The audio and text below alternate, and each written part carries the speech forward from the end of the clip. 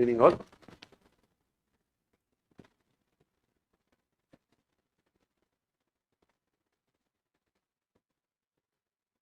Okay.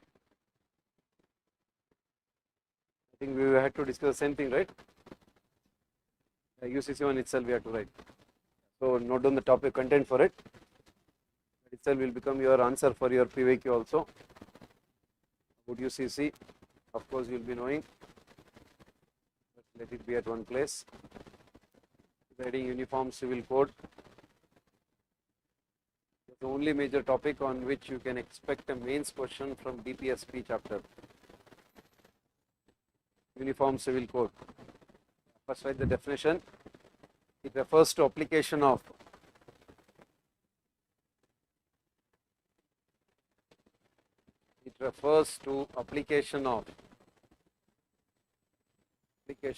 same law.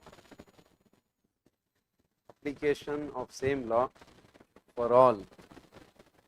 Application of same law for all, irrespective of their application of same law for all, irrespective of their religious background. Irrespective of their religious background, with respect to irrespective of their religious background, with respect to personal civil matters like, that's the keyword, with respect to personal civil matters like marriage, with respect to personal civil matters like marriage, property succession, marriage, property succession, child adoption, divorce, etc. Property succession, child adoption, divorce, etc. So that's a basic definition that you have to keep it in mind. Right? Yeah, so now obviously what you have to understand first is significance. Significance of UCC. Why is it necessary first of all? Significance, or in a way necessity also. If they use the word, if they ask you as necessity, don't get confused. This is it, it itself is your necessity. Significance of UCC. Right, first one, simplify complex, complicated, simplify complicated religious personal laws. Simplify complicated religious personal laws. Complicated religious personal laws. Just a simple aspect you can write. At present, I mean, as a kind of substance, at present, Muslims, Christians, Parsis have. At present, Muslims, Christians, Parsis have their own religious personal law. Muslims, Christians, Parsis have their own religion based, that is religious personal law, which is complicated in nature. Which is complicated in nature. Complicated in nature. So 2. Next one. Empowerment of vulnerable sections. Empowerment of vulnerable sections, specifically women. Empowerment of vulnerable sections like women. But the simple argument is what? Most of the religious personal laws are based on patriarchal mindset. Most of the religious personal laws are based on patriarchal mindset. Most of the religious personal laws are based on patriarchal mindset. Simple example is which one? Example, monopoly is what you call polygamy provision under Shariat law. Example, polygamy provision under Shariat law. So the religious personal laws are based on patriarchal mindset. Example, polygamy provision under Shariat law. Good. Then third one, upholds secularism. Upholds secularism. Upholds secularism. Obviously, simple aspect. How will it uphold the secularism? Yeah, mention how. By keeping religion out of legal matters.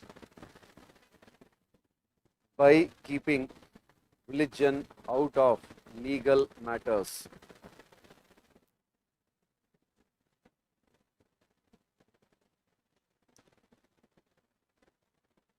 By keeping religion out of legal matters. 4. Promotes unity and integrity of the country. Promotes unity, integrity of country.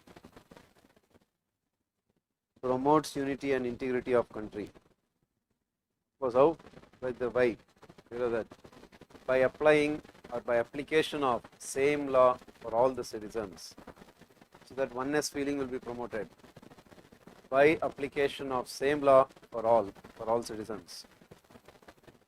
Application of same law for all citizens. Application of same law for all citizens. Right. Then next one. Not multiple. Few states already have UCC. Few states already have UCC. Already have UCC. Of course, you know, like Goa, Uttarakhand, Gujarat. So that's because of Gujarat angle, it's in a way again a kind of current affair issue. Fourth, like Goa, Uttarakhand, Gujarat. And Supreme Court has supported it. Supreme Court has supported it. Supreme Court has supported it in Shabano case. Shabano versus Muhammad Ahmad Khan. Shabano case. Sarla Mudgal case. Shayara Bhano case. Shah Bano case. Sarla Mudgal case. Shayara Bhano case.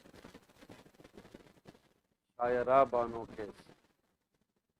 Then leaders like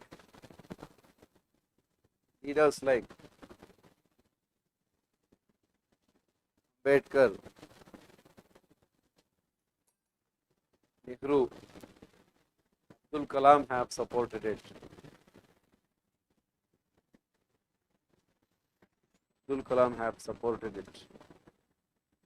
Of course, global international angle is also there. India has signed so many UNHRC, all of them. But then challenges. Challenges in implementing it. That's what is the question also if you look at it. Factors that inhibit India from enacting UCC. Challenges in implementing it. Challenges in implementing it. Right? Of course, first major issue, religious diversity. Religious diversity.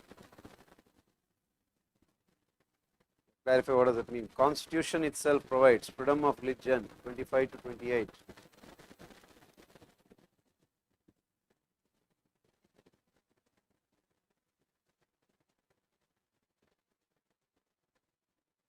Constitution itself provides freedom of religion 25 to 28 and special provisions for minorities 29-30 and special provisions for minorities 29-30. Special provisions for minorities 29-30.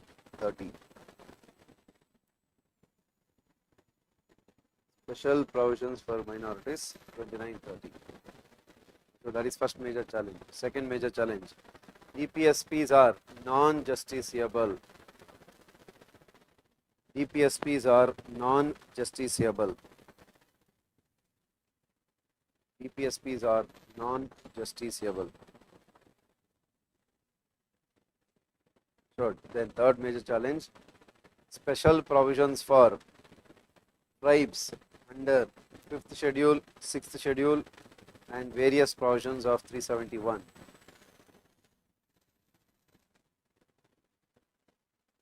Special provisions for tribes under 5th schedule, 6th schedule and various provisions of 371.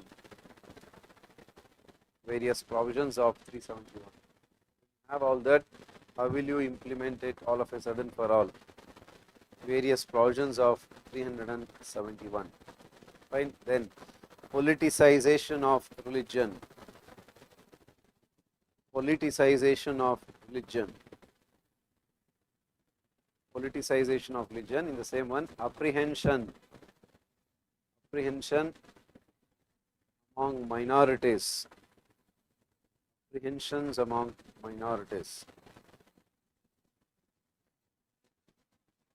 Apprehensions among minorities.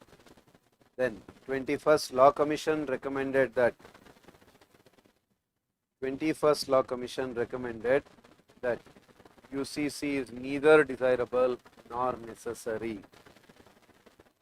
21st Law Commission recommended that UCC is neither necessary nor desirable.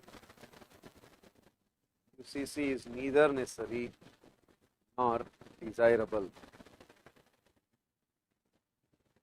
UCC is neither necessary nor desirable. Then way forward. Then how do you address these things then? Way forward. First one, multi-stakeholder discussion. Multi-stakeholder discussion among all the religions to arrive consensus or to ensure whatever.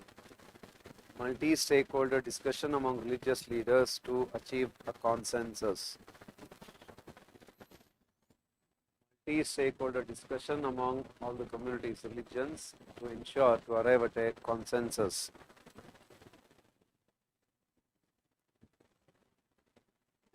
To arrive at a consensus. And that is one. Then two, religious loss of or personal loss of whatever. Religious loss of Muslims, Christians and Parsis can be codified individually by the parliament.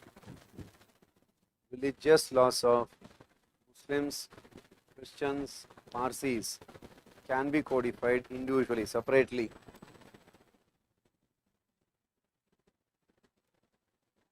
Can be codified separately by the parliament.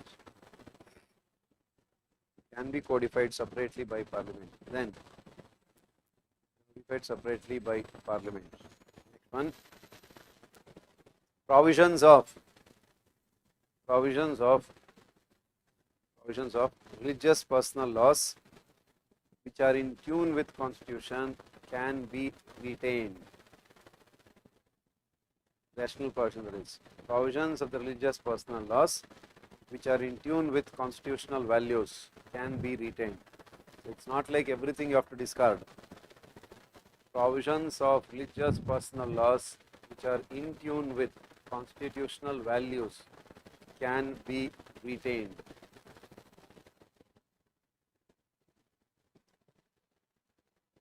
Can be retained. And then in the long term, UCC, which is common for all, should be the goal. In the long term, UCC, which is common for all, should be the goal.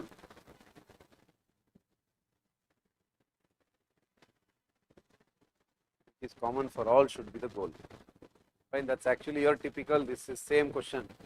Yeah, for the additional information one, which you can always keep it in mind, please write in margin. Hindus or Hindu religious laws is already codified. Hindu religious personal law is already codified. Hindu religious personal law is already codified by parliament.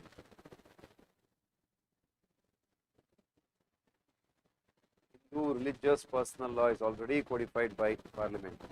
I mentioned that list. Hindu Marriage Act. Hindu Marriage Act. The Hindu Succession Act.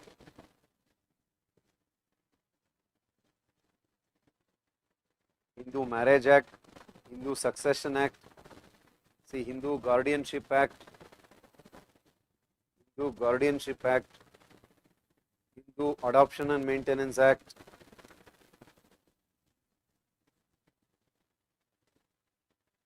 Hindu Adoption and Maintenance Act, and then Special Marriage Act. Special Marriage Act. This is for your just for additional information. If you recall, remember, you want that information also. If in case you get it, you can write that. So, who drafted first of all the Hindu Code Bill 1? If you recall, Sir B.N. Rao. Sir B.N. Rao originally drafted Hindu Code Bill during British rule. Later, Ambedkar redrafted and introduced it. Sir B.N. Rao originally drafted Hindu Code Bill during British rule. Later, redrafted by Ambedkar.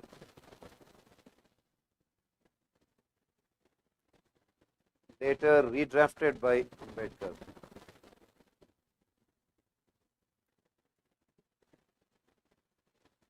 Redrafted by Ambedkar. This is the big picture of your UCC 1. Now you have written the content, just look at the question. It's exactly the same aspect. Maybe in your normal OGB class also would have written answer for it. But it's because of the Gujarat angle again, not very hugely in news UCC, but just to keep it in mind. Other than that, specific current affairs angle on this topic is not there.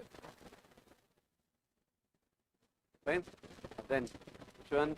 Let's finish off the other small topic, emergency. We will do it later. Maybe under center state, interstate, because not necessary to read in detail. At least the constitutional amendment. And I mean, in the constitutional amendment, basic structure, constitutional morality.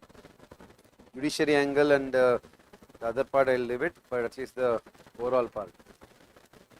Because you had a question on it.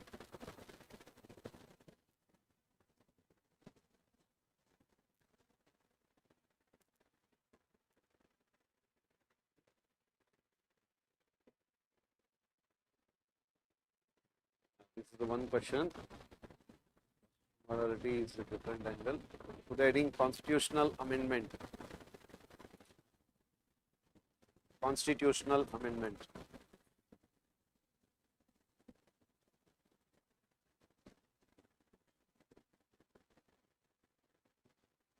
I told broadly you can say two questions itself. One is on basic structure related part, another one is procedural substantive limitations. Only the first, let's write the content which is important from mains perspective from this chapter. Sure, yeah. Article 368. Article 368, part 20. Article 368, part 20. Sure. And then very simple statement, write it. 368 says that. 368 says that Parliament may amend any provision of the Constitution. Parliament can amend any provision of Constitution either by addition, variation or repeal. Any provision of Constitution either by addition, variation or repeal. Addition, variation or repeal. And then the keywords matter a lot. Write down those keywords whenever there is a question on this. Because as I keep telling, keywords, which you have to repeat it. Like keywords like which one? Continue there. Doctrine of living tree. Doctrine of living tree. That's a very important keyword. Whenever you are writing about amendment, you should write it. Doctrine of living tree. Then, Constitution is a living, organic, dynamic document. Transformative, so many words. Constitution is an organic, living, dynamic, transformative document. Living, organic, dynamic, transformative document. Otherwise, reverse it and write. It is not a static, frozen document. It is not a static, frozen document. Not a static, frozen document. Then other statement. Indian Constitution or Constitution, whatever. Indian Constitution is based on blend of rigidity and flexibility. So many provisions you can easily amend. Flexibility. Few provisions are very difficult. Rigidity. Indian Constitution is based on blend of rigidity and flexibility. Blend of rigidity and flexibility. These are all the keywords and statements which will help you in this chapter. Then Ambedkar statement, write that. According to Ambedkar, spirit of Constitution is, we call this famous statement, spirit of its age. According to Ambedkar, the spirit means you can say a kind of value system. The spirit of the constitution is the spirit of its age. According to Ambedkar, the spirit of the constitution is the spirit of its age. Spirit of the constitution is the spirit of its age. Yeah, these are the words which will matter a lot, those statements, everything, when you write your answers, because as I keep telling, keywords or that language, paper specific language. And then another very simple prelims point also, this is also reading there, procedure under 368. On that you will not get a question, but just to keep it in mind. Procedure under 368, very simple.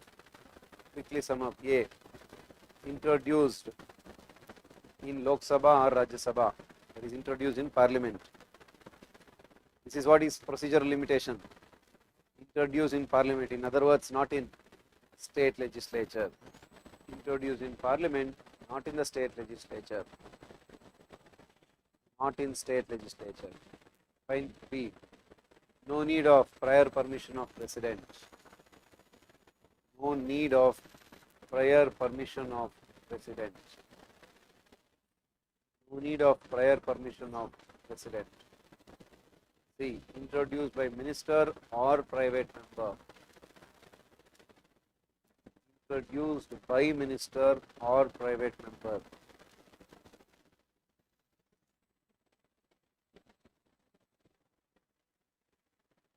Introduced by minister or private member.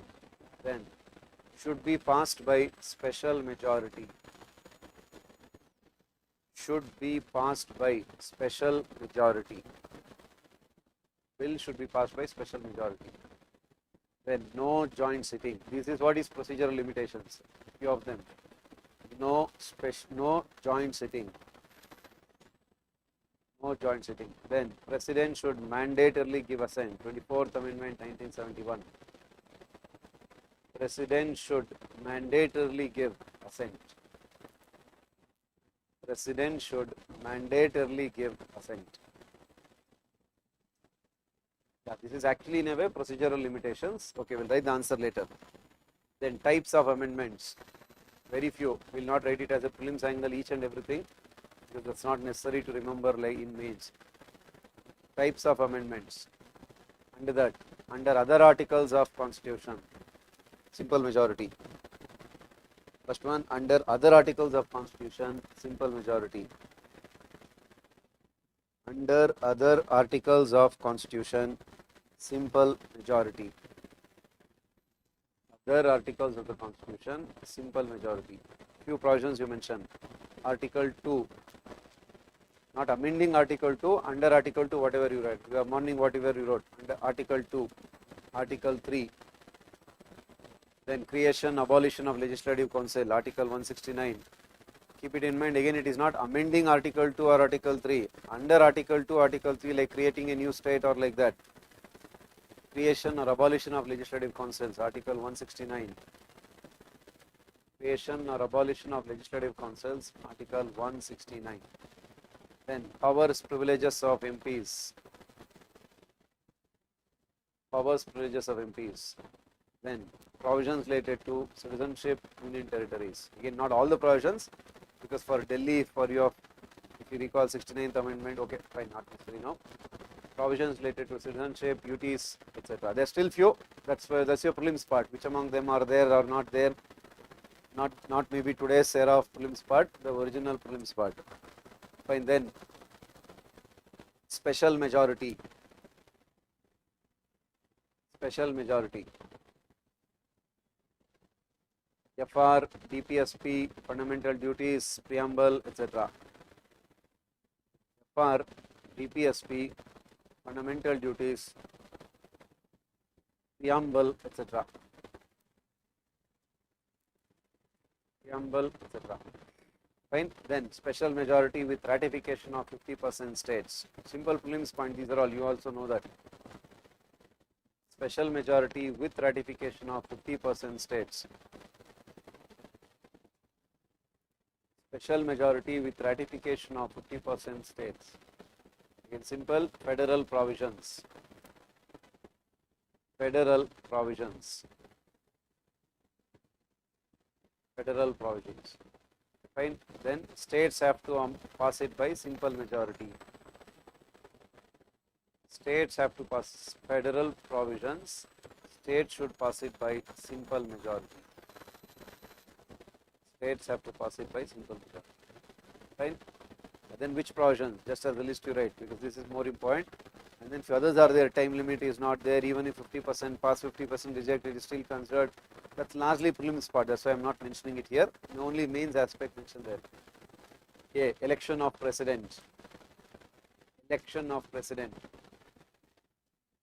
Then provisions of Supreme Court, High Court. Elections of president. Provisions of Supreme Court, High Court. Provisions of Supreme Court and High Court. Provisions of Supreme Court, High Court. Then 3, 7th schedule. 7th schedule. Then legislative, executive powers of center and states. Legislative, executive powers of center and states. Then representation of states in parliament, like the recent delimitation angle. Representation of states in parliament. GS-2 council. Representation of states in parliament. GS-2 council. Then amendment of 368 itself. GS-2 council, amendment of 368 itself. Amendment of 368 itself. Right? That is in a way kind of largely procedural aspects itself. We'll come back to the answer later. Then, so that is broadly the points. Then with the basic structure, constitutional majority, everything will finish so that once for all we can write the answers. Before that, is constitutional amendment a law or not? Just that.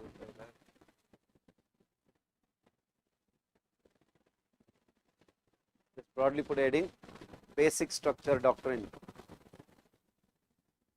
Basic structure doctrine.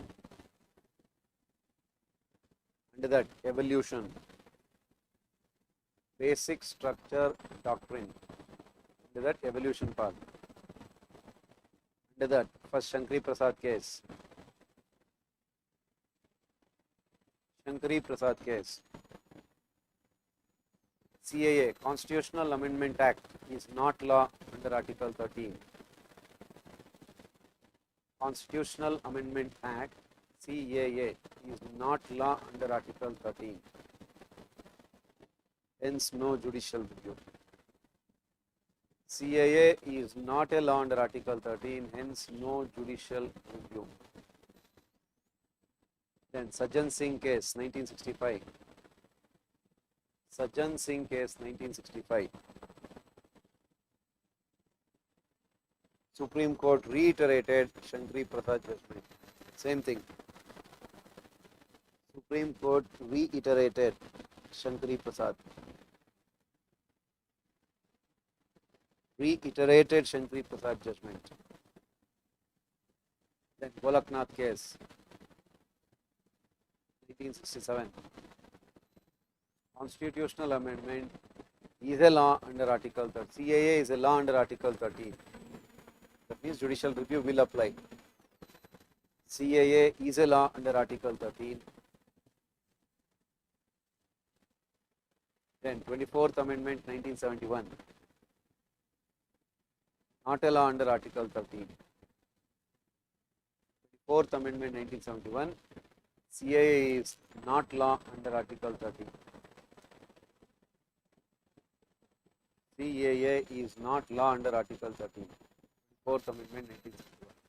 Fine, then go directly. Keshwananda Bharati case.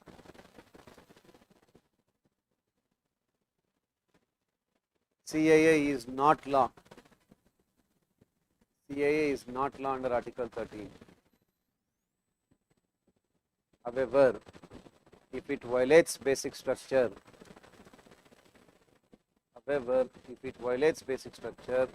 it can be declared unconstitutional. However, if it violates basic structure, it can be declared as unconstitutional. If it violates basic structure, it can be declared as unconstitutional. Can be declared as unconstitutional. Then next one, directly you can write Vaman Rao case. Vaman Rao case.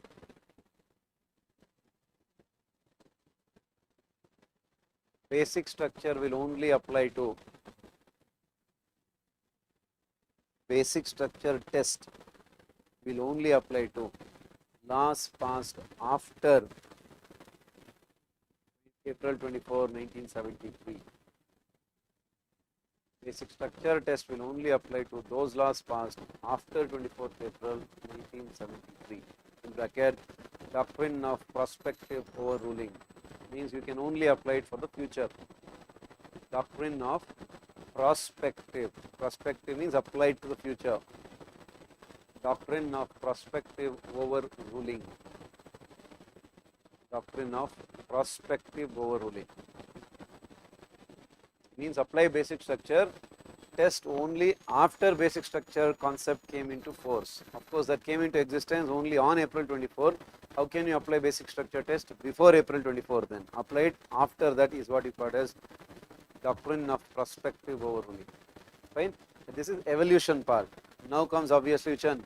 Definition, that the real basic structure mains topic. I continue. Basic structure refers to this is your real mains part. Anytime you can easily expect mains questions. Already 2 times they have asked, but not directly what is basic structure. They link it to amendment of constitution, something like that. Basic structure refers to core principles and values of constitution. Core principles and values of constitution. Core principles and values of constitution, which cannot be amended. Not be amended by Parliament.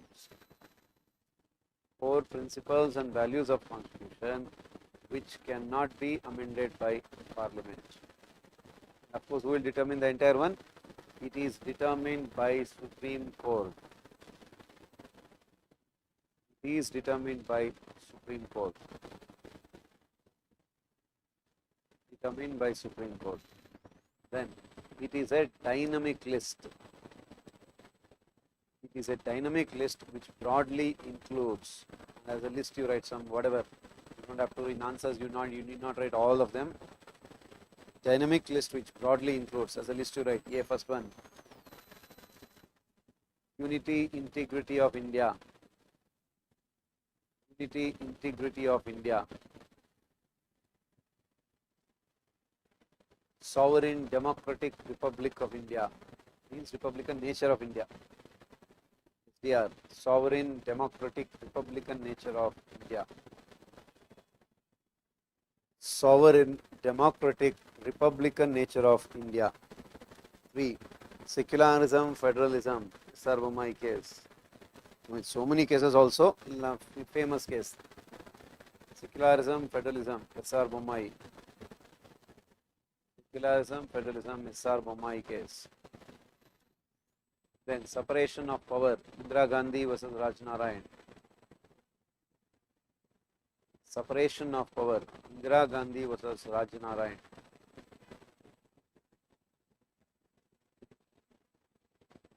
Then judicial review, A.R. Kohlo, Kihoto Holohan.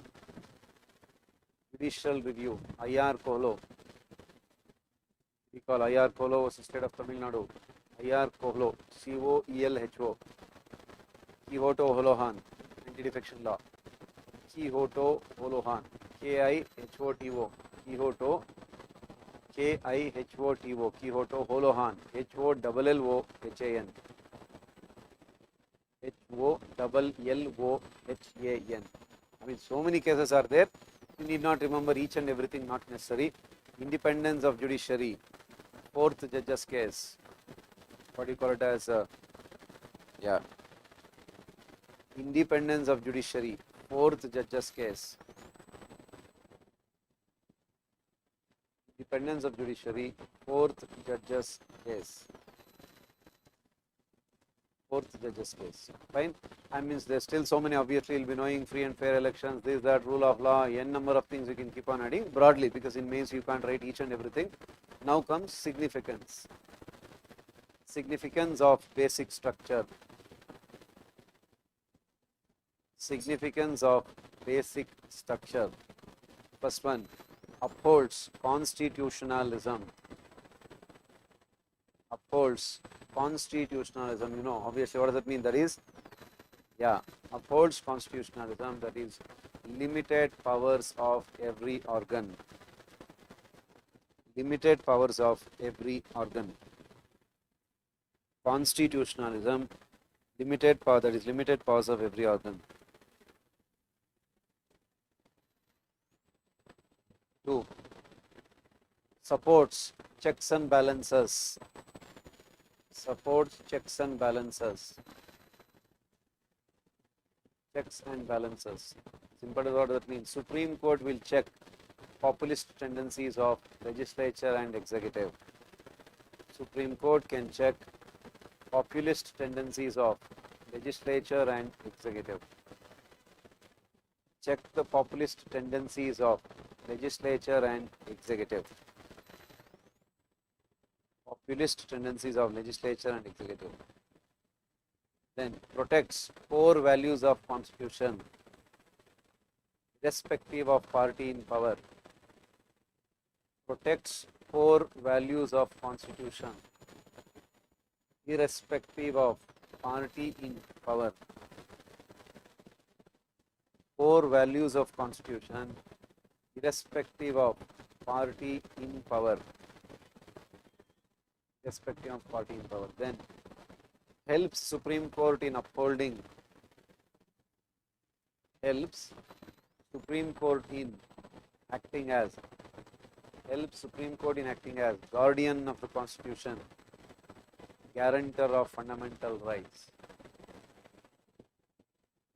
Helps Supreme Court in performing, acting as guardian of Constitution, guarantor of fundamental rights.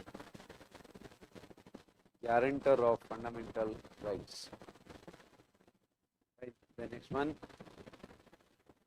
Former CJ Chandrachud has described it as. Former CJI Chandrachud has described it as North Star of Indian Constitution.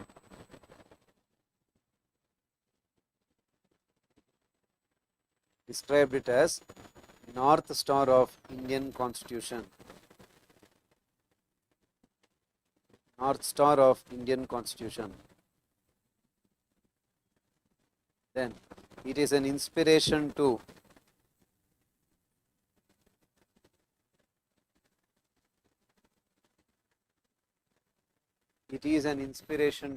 many developing countries. Inspiration to many developing countries like Bangladesh, Malaysia, Ethiopia. Many developing countries like Bangladesh, Malaysia, Ethiopia, etc. Many developing countries like Bangladesh, Malaysia, Ethiopia, etc. Fine. Then criticisms.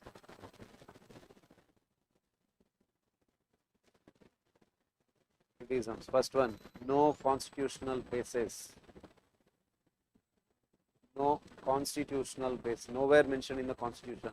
No constitutional basis. No constitutional basis. Fine. 1. 2. Definition scope is not clear. Definition and scope is not clear, hence subjective in nature. Definition and scope is not clear, hence subjective in nature. Then misused by judiciary for its own benefit. The alleged criticism. Misused by judiciary for its own benefit. misused by judiciary for its own benefit. Simple. Best example is which one? Example 99th Amendment 2014 declared unconstitutional. Jack. 99th Amendment 2014, NJSC Act 2014 declared unconstitutional.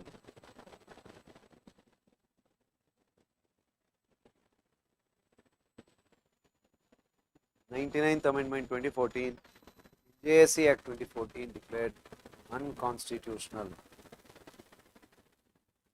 JSC Act 2014 declared unconstitutional. Fine, that's another criticism. Yeah, then next criticism. In a democracy, ultimate decision should be with. In a democracy, ultimate decision should be with people and parliament.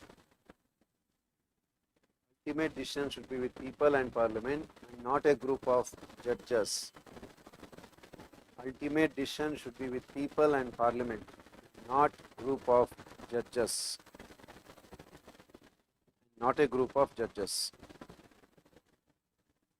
Then it has contributed to judicial overreach, thereby judicial supremacy. Contributed to judicial overreach and judicial supremacy, thereby compromising SOP. Contributed to judicial overreach and supremacy, thereby violating, compromising SOP, separation of power, Article 15, thereby compromising separation of power, thereby compromising separation of power. But of course here you can't have it as a kind of a way forward one, that's a broader aspect mentioned. Despite various criticisms, basic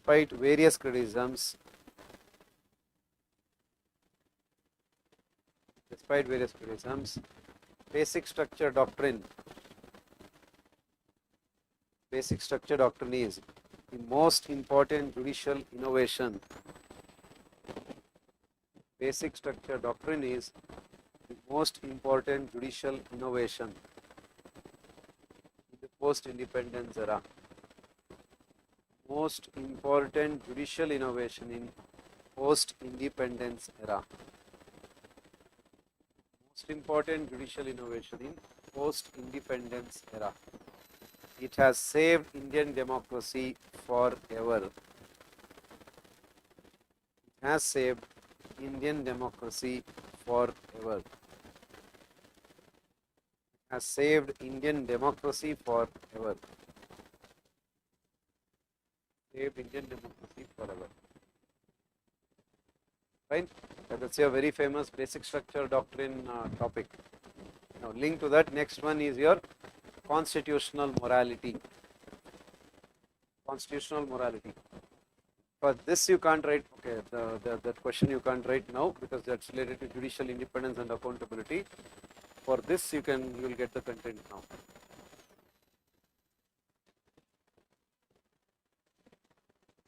For this part, constitutional morality. I read the broad definition. According to Ambedkar, constitutional morality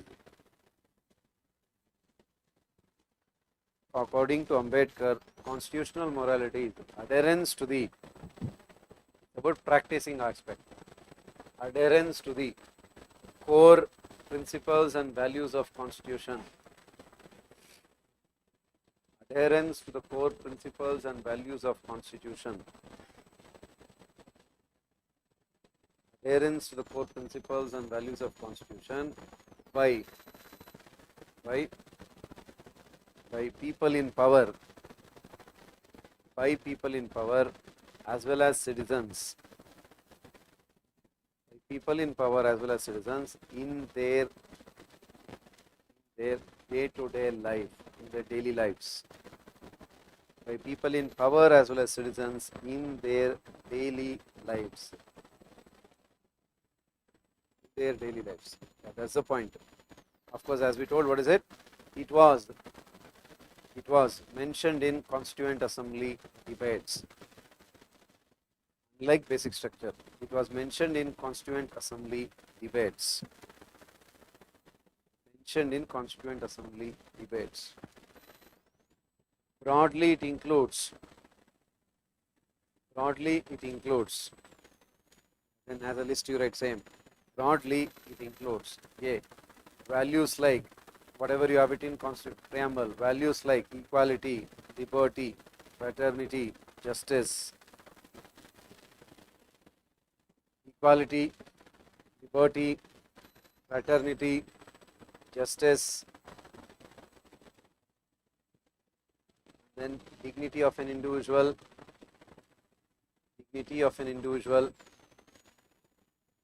unity, integrity of nation, unity, integrity of India, etc.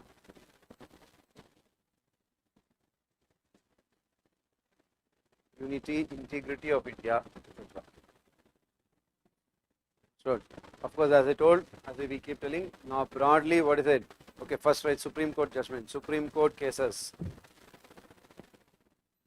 Supreme Court cases.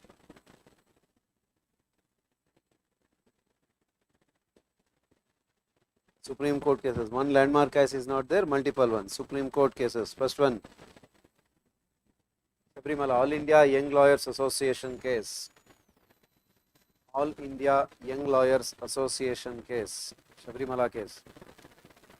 All India Young Lawyers Association case. Constitutional morality will prevail over customary morality. All India Young Lawyers Association case. Constitutional morality will prevail over customary morality. Constitutional morality will prevail over customary morality. Prevail over customary morality. Then Navtej Singh Johar case.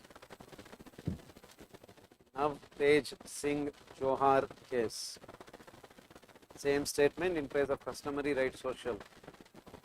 Navtej Singh Johar case, if you recall, decriminalization of homosexuality. Constitutional morality will prevail over social morality. Constitutional morality will prevail over social morality. Constitutional morality will prevail over social morality. Fine. Then next one, NCT Delhi versus Union of India. NCT Delhi versus Union of India. NCT Delhi versus Union of India. Versus Union of India. CM and LG of Delhi. CM and LG of Delhi should not fight for their supremacy. CM and LG of Delhi should not fight for their supremacy. Both should uphold constitutional morality. Should not fight for their supremacy. Both should uphold constitutional morality. Both should uphold constitutional morality. Then the recent last years, Governor of Tamil Nadu versus State of Tamil Nadu. Governor of Tamil Nadu versus State of Tamil Nadu.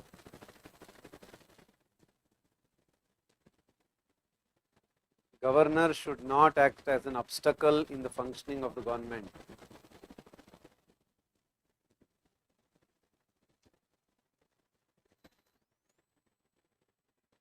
Governor should not act as obstacle in the functioning of state government.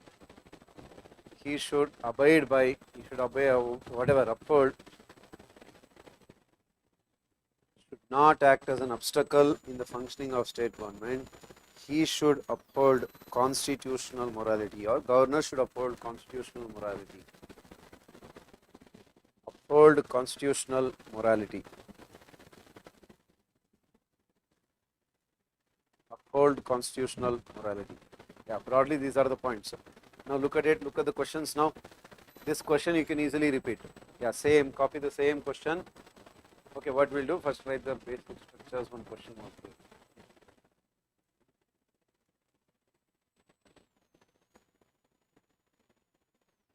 Copy down the questions first. First copy this question.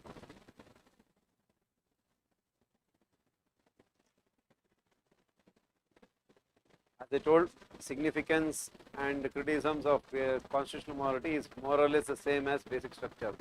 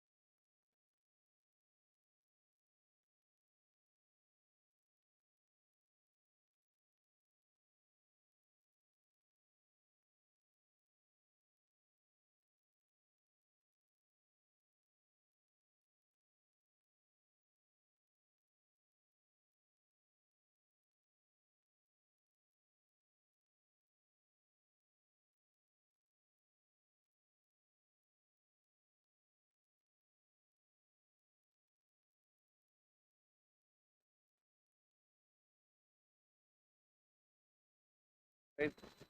I will look at the demand of the question. Till here, it's a broader statement they have just mentioned there. They're saying that Parliament's power to amend Constitution is just a limited power. It cannot be enlarged into absolute power, which is very, very obvious. Now what they are telling in the context, in the light of this statement, the real demand of the question starts from here.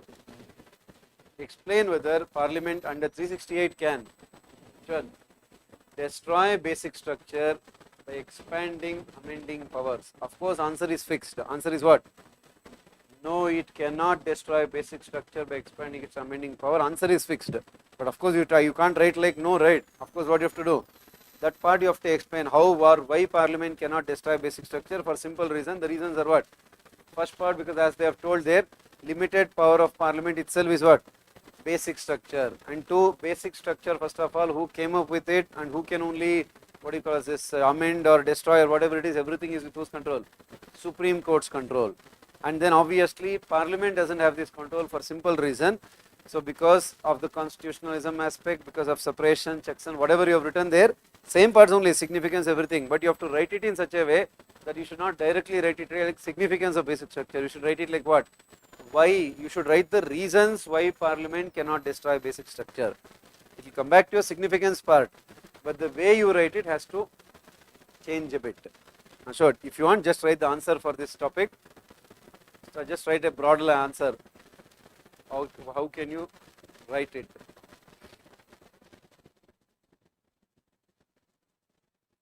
Yeah, our overall question is about which one? Constitution, Parliament's amending power under which article? 368. First, let's briefly write about what is the 368 or amending power. First introduction part you write. Constitution empowers Parliament to. Constitution empowers Parliament to amend. Constitution empowers Parliament to amend any provision of it under Article 368. Empowers Parliament to amend any provision of it under Article U/A under Article 368 to adapt to the changing needs and circumstances. To adapt to the changing needs to adapt to the changing needs and circumstances. That's what in bracket doctrine of living tree. Doctrine of living tree. Doctrine of living tree. Sure. Yeah, clarify below now. However, Parliament's amending power, just repeating the keywords. Parliament's amending power is not absolute. Parliament's amending power is not absolute. It is restricted by. It is limited by the basic structure. It is limited by basic structure, which is the judicial innovation of Supreme Court. Limited by the basic structure, which is a judicial innovation of Supreme Court in Keshwananda Bharati case, or evolved in. It is a judicial innovation of Supreme Court evolved in Keshwananda Bharati case 1973. Please keep underlining the keywords. It should become an habit. Judicial innovation of Supreme Court evolved in Keshwananda Bharati case. Clarify below. So Parliament cannot destroy basic structure. Parliament cannot destroy basic structure. Yeah, that itself you make it as a subheading, make it as a put it in box or double underline it. Parliament cannot amend basic structure. Why can't they amend it? That reasons we mentioned. Parliament cannot amend basic structure. Why? Reasons. First one, it is judicial innovation of Supreme Court. Judicial innovation of Supreme Court, and only it is a judicial innovation of Supreme Court, and only judiciary can, Supreme Court can, only it can amend or interpret it. Only it can amend or interpret it. Only it can amend or interpret it. So 2, limited power of Parliament itself is. Limited power of Parliament itself is part of basic structure. Limited power of the Parliament itself is part of basic structure. Minerva Mills case 1980. Limited power of the Parliament itself is part of basic structure. Bracket Minerva Mills case 1980. Minerva Mills case 1980. Minerva Mills case 1980. Then absolute power violates principles of constitutionalism, checks and balances. The same points you are writing it in a way that Parliament will not get its absolute power. Absolute power will violate principles of constitutionalism, that is limited power. Principles of constitutionalism, bracket limited power, and checks and balances. And checks and balances. Checks and balances.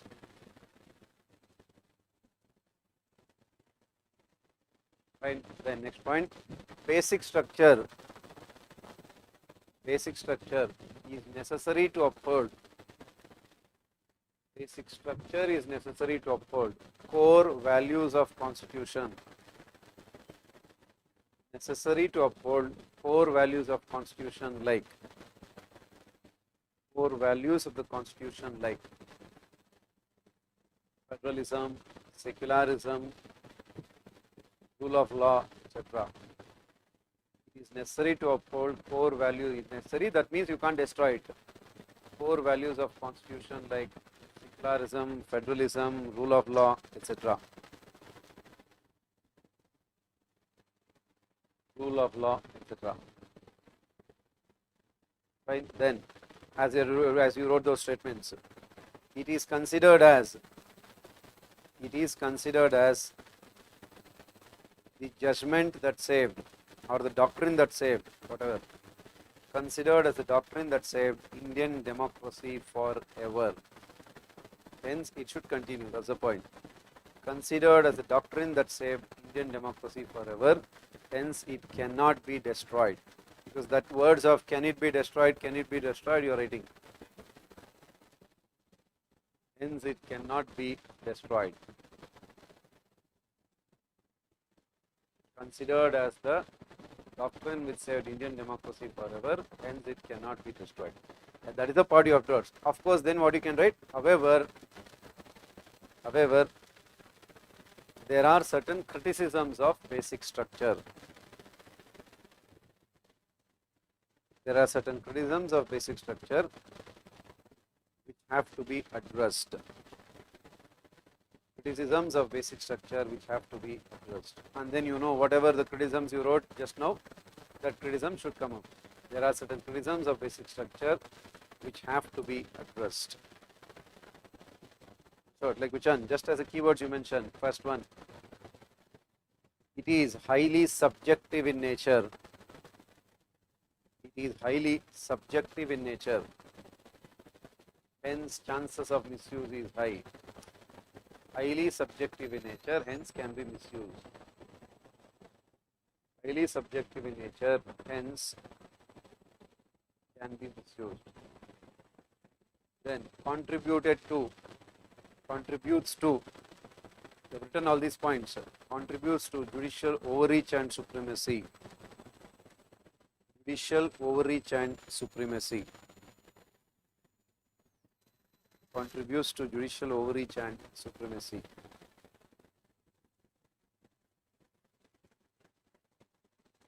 Good. Then next one. No constitutional basis. No constitutional basis. No constitutional basis. And then obviously we have written few, 99th Amendment, all of them.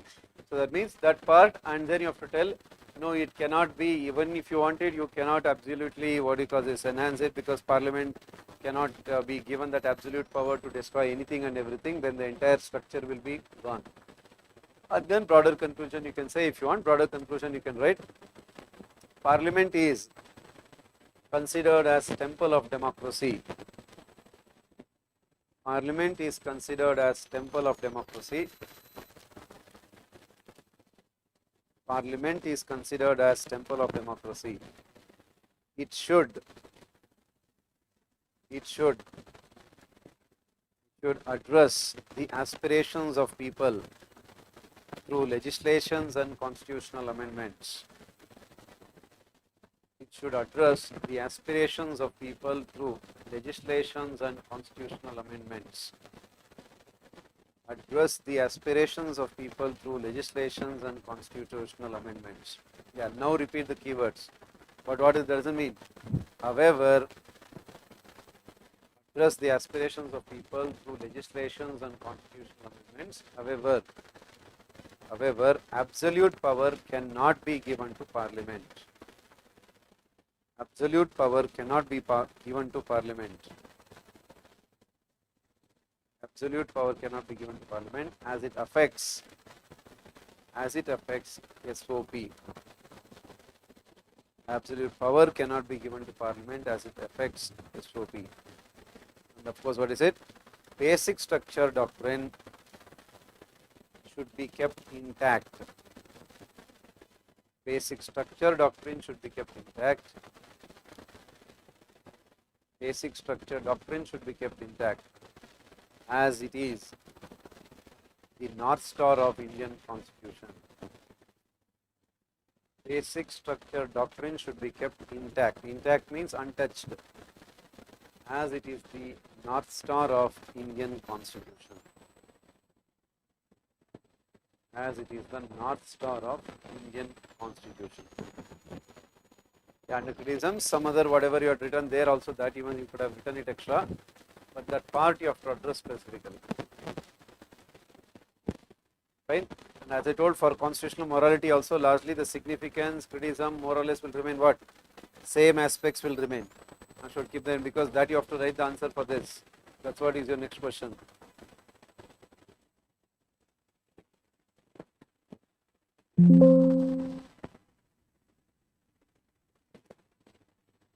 copy that.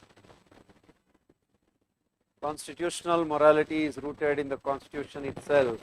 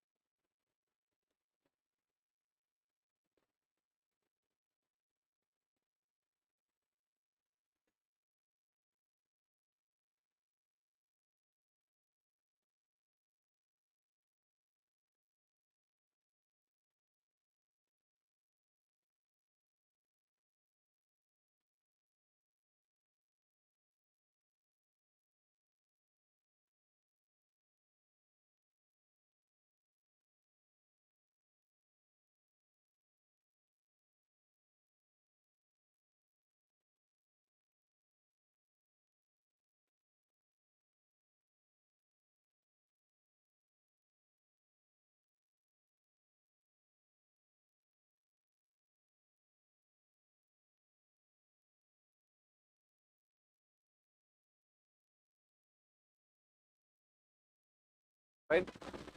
Yeah. As I said, you have to write the answer for this now. I'll put a timer also. I'll tell you the structure overall. So look at it clearly. They are telling you. I've already written the content for it. They are telling you the overall topic is about which one? Constitutional morality is rooted in the constitution itself. Of course, because Constituent Assembly debates, they mentioned the values are already there, founded on its essential facets. That part you have to write.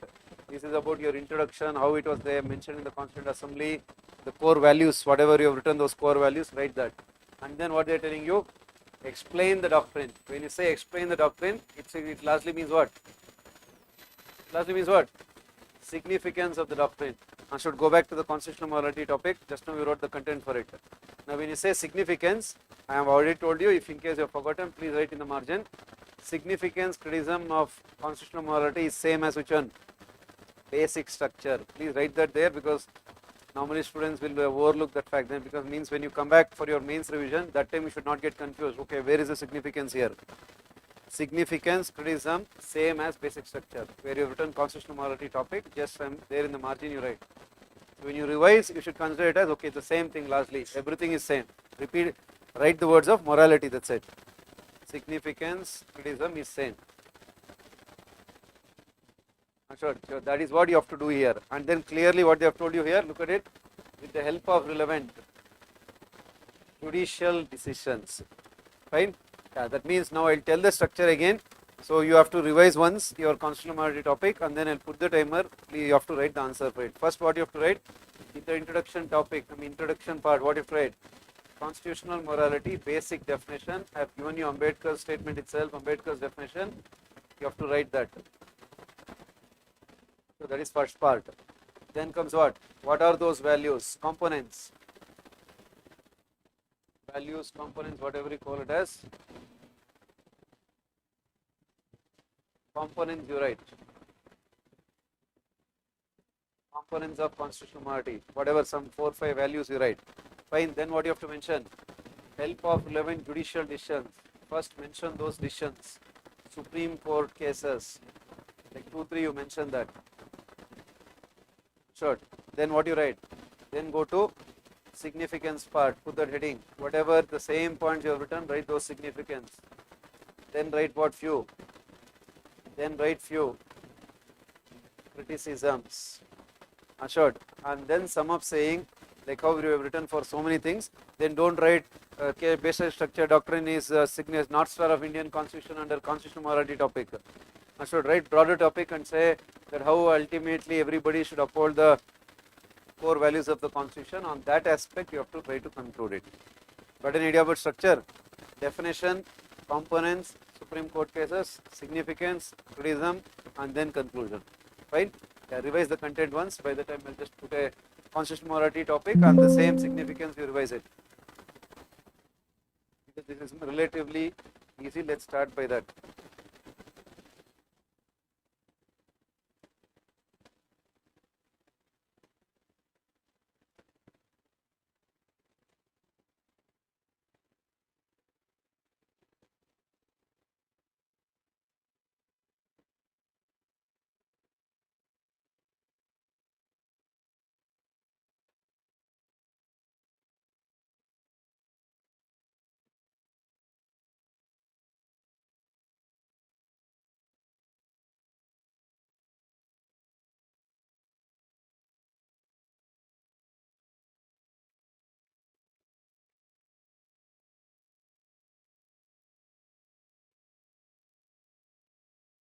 write it as a, make it as 8 minutes for you. Fine, revise once. I've clearly told you the structure part. Take it as a 10 marker, 2 sides you have to write. And then I'll put the timer, start by then. Clearly you have mentioned the question. Did you note down the question or not? If in case, I think you guys have noted, right? Constitutional marriage, just now what, okay, fine.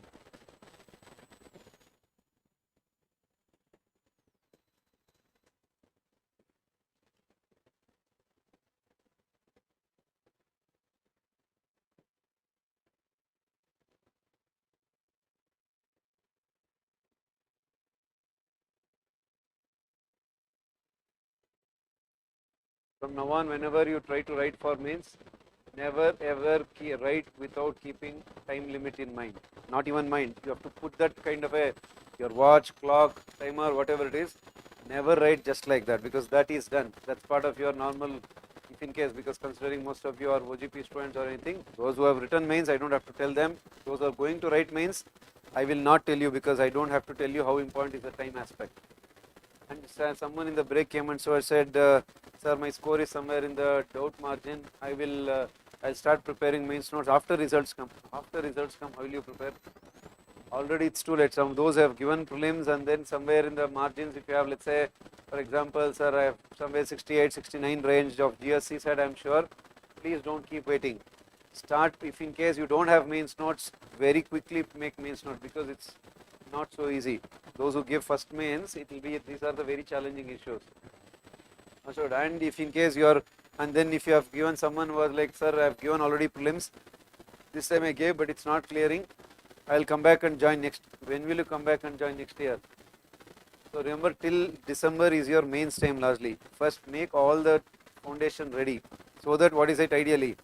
Next time when you start preparing for prelims from next Jan, and when you clear prelims, you should not even think about, do I have notes or anything, because everything should be ready in such a way that when you clear prelims, what you should do? Revise it, update your current affairs, start writing 3-hour test, and directly you have to directly go for the mains. You should be in such way. So whatever it is. Is it clear? Have you revised it once? Yeah, please start writing. You have 8 minutes to write. It's a 10 marker, write 2 sides. Even if you write little extra, it's still fine. Don't worry then.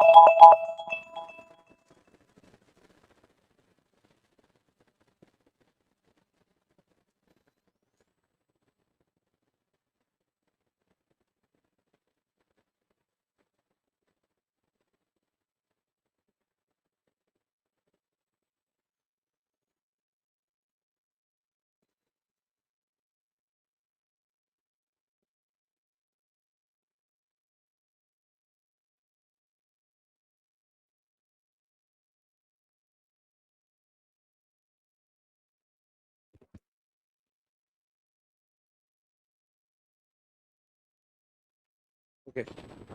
At least were you able to broadly generate the points, because this is nothing like innovative or something. Broadly the content was already ready. So based on that you should have just written it. So writing speed, structuring part also I largely gave you an idea, underlining those keywords, most importantly writing it within the time limit. So most of you might have written it. If in case you have not written it, it means speed has to be improved. So speed, if in case you have a speed issue, of course, by the time you finish one or two bridge course, the moment, the amount of content that you have written, automatically speed will improve to an extent.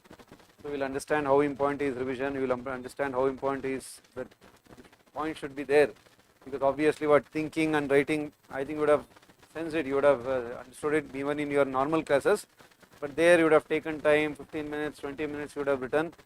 So you may not understand the importance.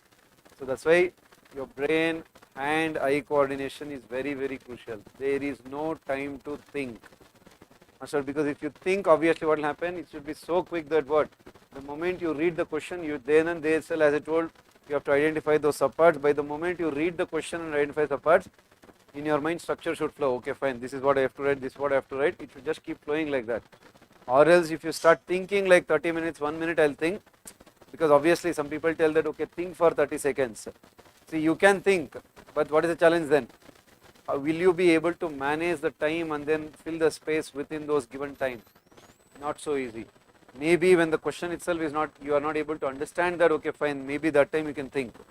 But the moment you give 30 minutes, 30 seconds or something to think, assume automatically 1 para, 2 paras already is gone. You can't fill that, it's not so easy. That's why reading matters a lot, and revision and notes matter a lot. Okay, fine. The more and more you write, you'll understand. You copy this question. I can't directly entire answer. I can't tell it now because that's related to your judicial independence, accountability aspect.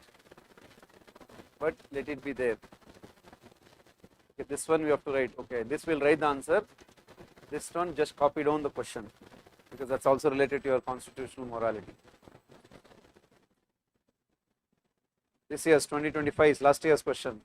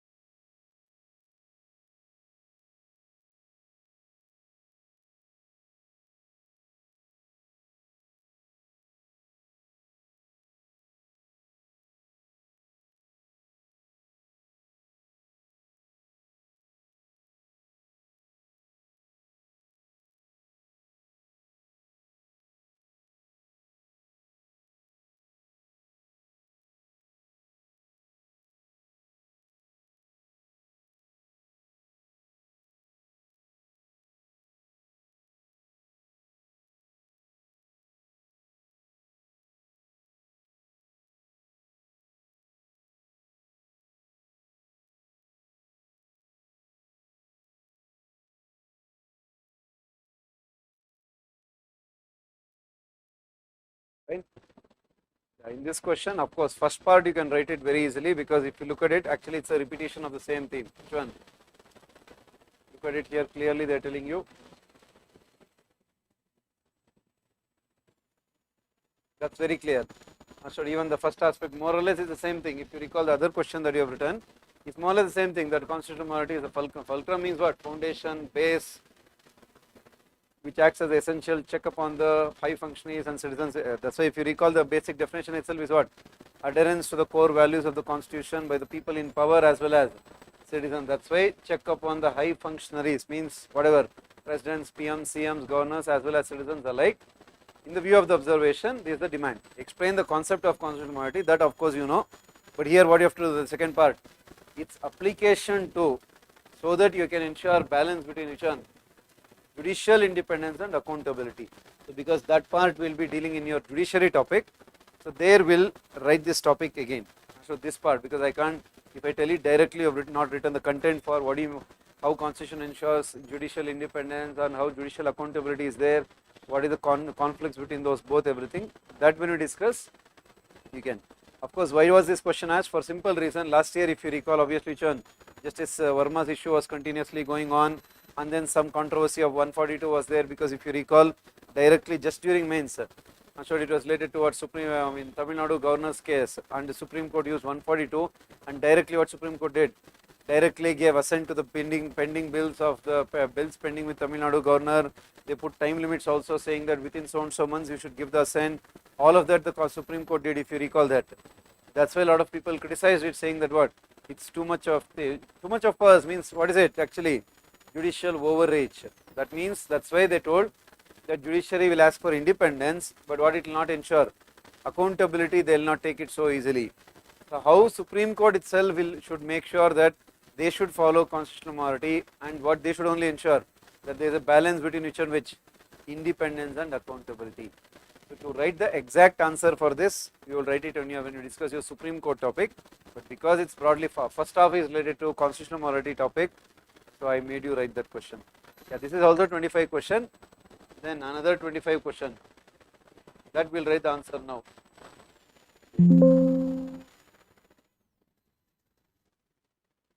Is your, if you have written the question or not? Did you write this question? Okay, write the question, because you have to write answer for this now. Good.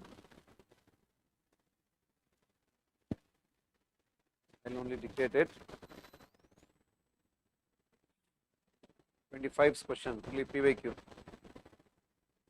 Because the more and more you write PYQs also, content part is also important, plus you have to write that answer writing practice.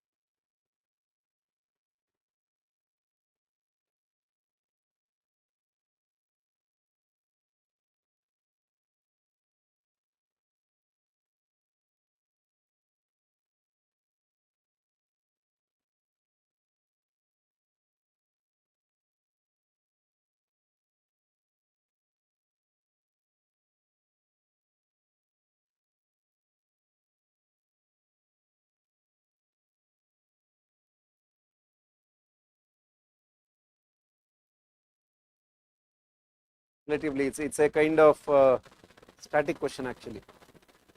Every year at least out of 20 question, 1, sometimes 2 will be static, direct questions. No major analysis, no major current affairs angle, nothing will be there.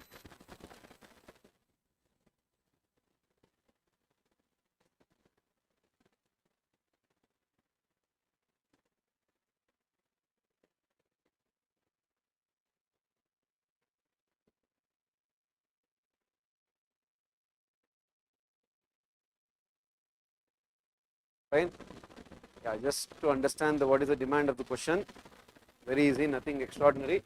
They're clearly telling you Indian constitution has conferred, means given, amending power on ordinary,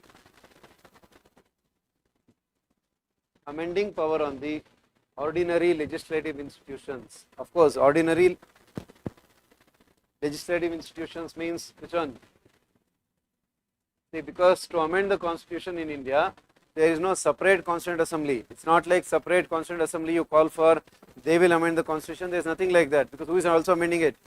Parliament makes your normal laws also. Parliament also amends your constitution. That's why they are telling ordinary legislative institution. Of course, with few, what they have?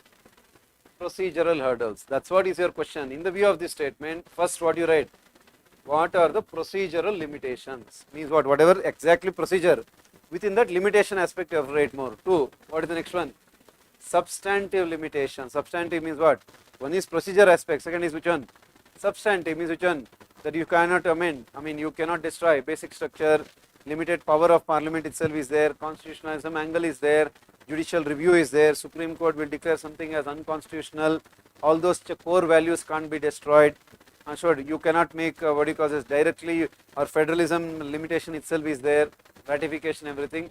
That substantive aspects you have to identify. Typical static question. Both the aspects. That means in the first beginning angle, what you have to talk about? Overall topic is about which one? Amendment of constitution. So that you have to write in the beginning aspect. Then of course 368, some basics if you want, you write there. Then what you have to write? What are those procedural limitations? That separately you have to write. Then what are those substantive limitation you have to write? Yeah, please structure it. I'll only tell the answer, note it down. Indian Constitution is based on the doctrine of living tree. Indian Constitution is based on the doctrine of living tree.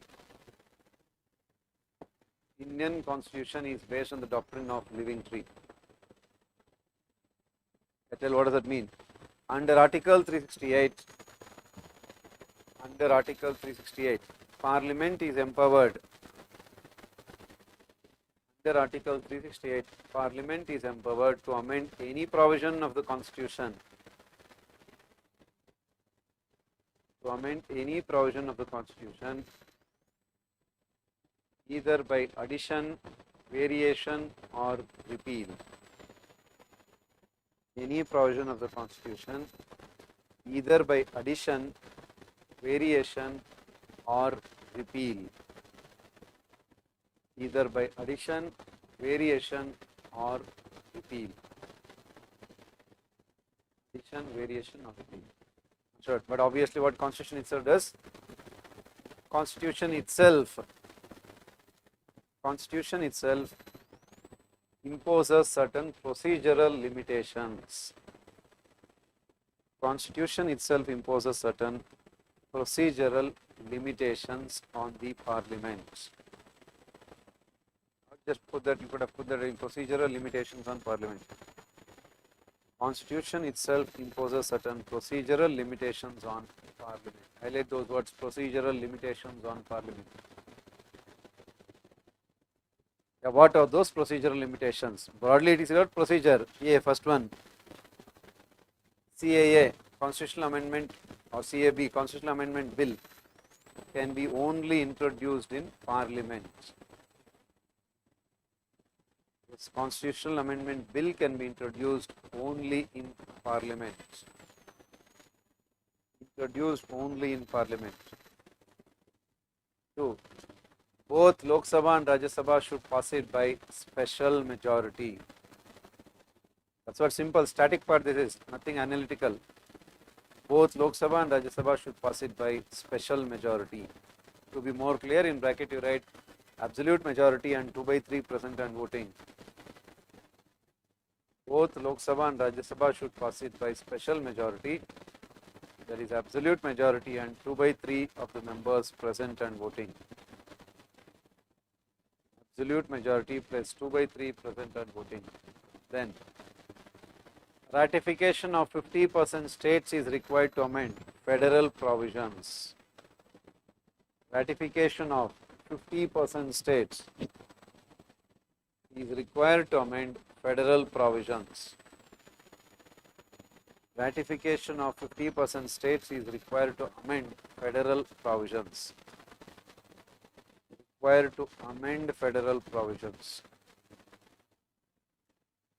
Then next one, President is bound to give assent, 24th Amendment 1971. President is bound to give assent. President is bound to give assent, 24th Amendment 1971. Bound to give assent, 24th Amendment 1971. 4th Amendment 1971. You write joint sitting? You write that. There is no joint sitting. There is no joint sitting.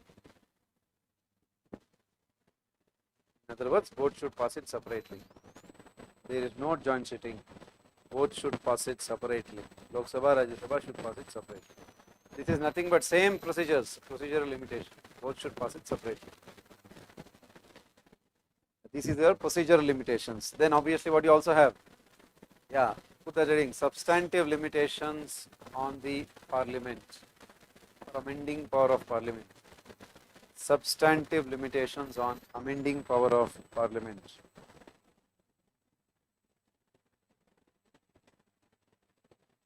Substantive limitations on amending power of parliament.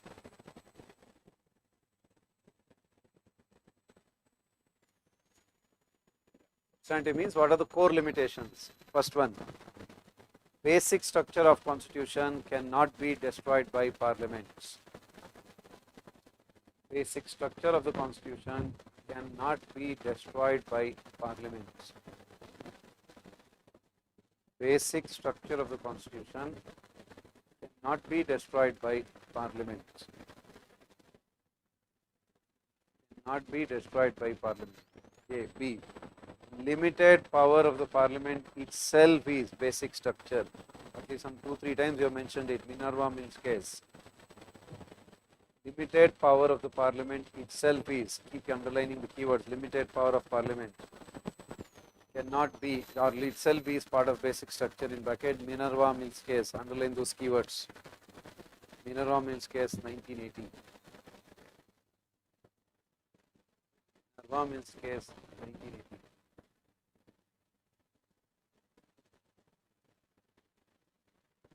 Then judicial review applies to constitutional amendment. Judicial review applies to constitutional amendment. It can be declared as unconstitutional. It can be declared as unconstitutional. Bracket Keshwananda Bharti case, IR Kohlo case. It can be declared as unconstitutional. Keshwananda Bharti case, IR Kohlo case. Keshwananda Bharti case, IR Kohlo case. Keshwananda Bharti case, IR Kohlo case. Fine, then next one. Constitutionalism, checks and balances. Constitutionalism, checks and balances ensures that core values is not altered. Constitutionalism, checks and balances ensures that core values are not altered. Core values are not altered. Core values are not altered. This is what you call as substantive limitations. Good. Of course, some kind of criticisms are always there. It's a different part. So, if you want, overall, if you want, criticisms of constitutional amendments. Criticisms of constitutional amendments.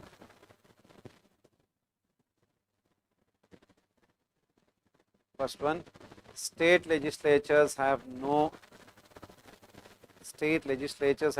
powers, unlike US. State legislatures have no powers, unlike US. In bracket, quasi-federalism. State legislatures have no powers, unlike US. That is quasi-federalism.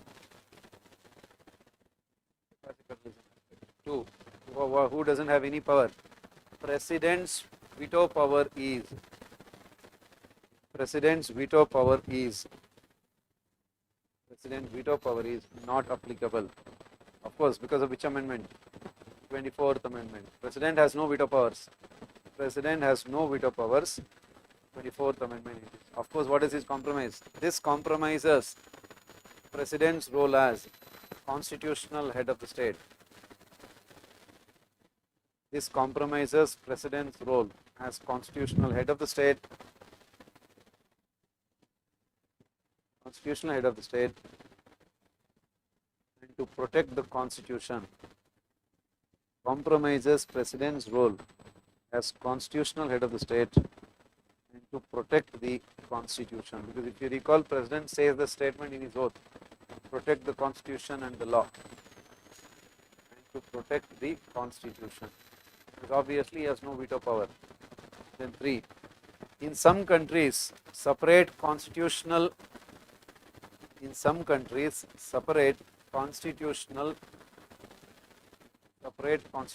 conventions, means constitutional bodies, separate constitutional conventions amend the Constitution. Separate constitutional conventions amend Constitution, unlike ordinary legislative institutions. Rather than Parliament doing it, they will call a separate body, unlike ordinary legislature or legislative institutions. Then in US, federal provisions are amended by ratification of 3/4 of the states. In US, federal provisions are amended by ratification of 3/4 of the states. Ratification of 3/4 of the states.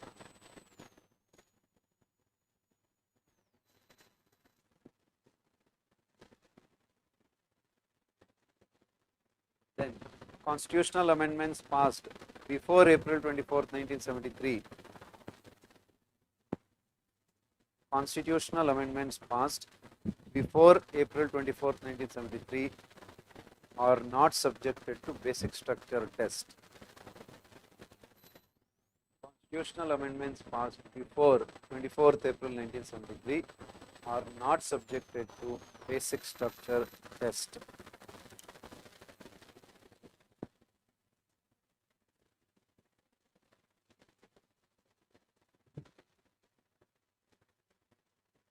Whatever, then broader conclusion, nothing new, bring back the Ambedkar statement, not subjected to basic structure test.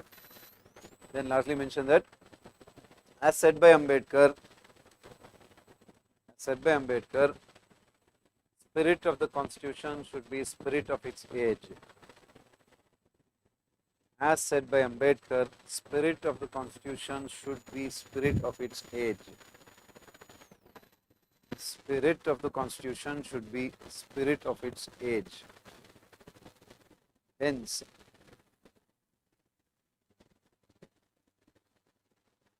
Constitution has created a blend of rigidity and flexibility.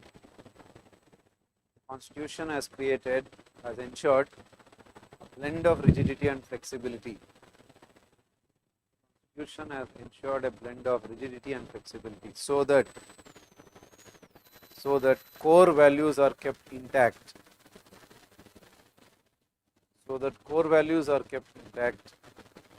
And the other provisions can be amended according to the changing times and circumstances. So that core values are kept intact, other provisions are amended according to the changing needs and circumstances. According to the changing needs and circumstances. This is broadly you are making use of the same static part. Other provisions are amended according to the changing needs and circumstances.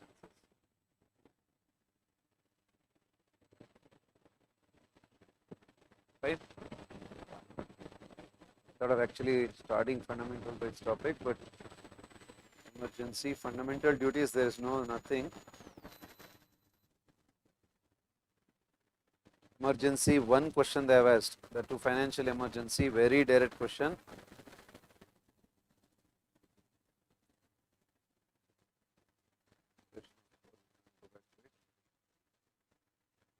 Okay, I'll just go through it, just look at the question. Very easy to write. Recall the topic question. Again, a static question.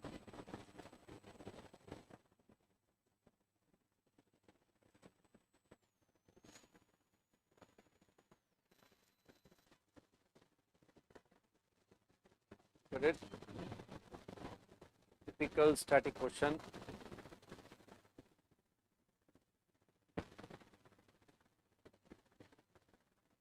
Last year it was not, this was not in news. Recall 75 years of national emergency. So emergency was in news, but emergency based means question, there is no scope. Which is scope? Which scope is there? Article 356, President's rule. That scope is there. That again, that will discuss it under your federalism topic. If you recall 2024, they asked the question. So that I will discuss it under federalism. I will just show it to you so that you get an idea. But I will not.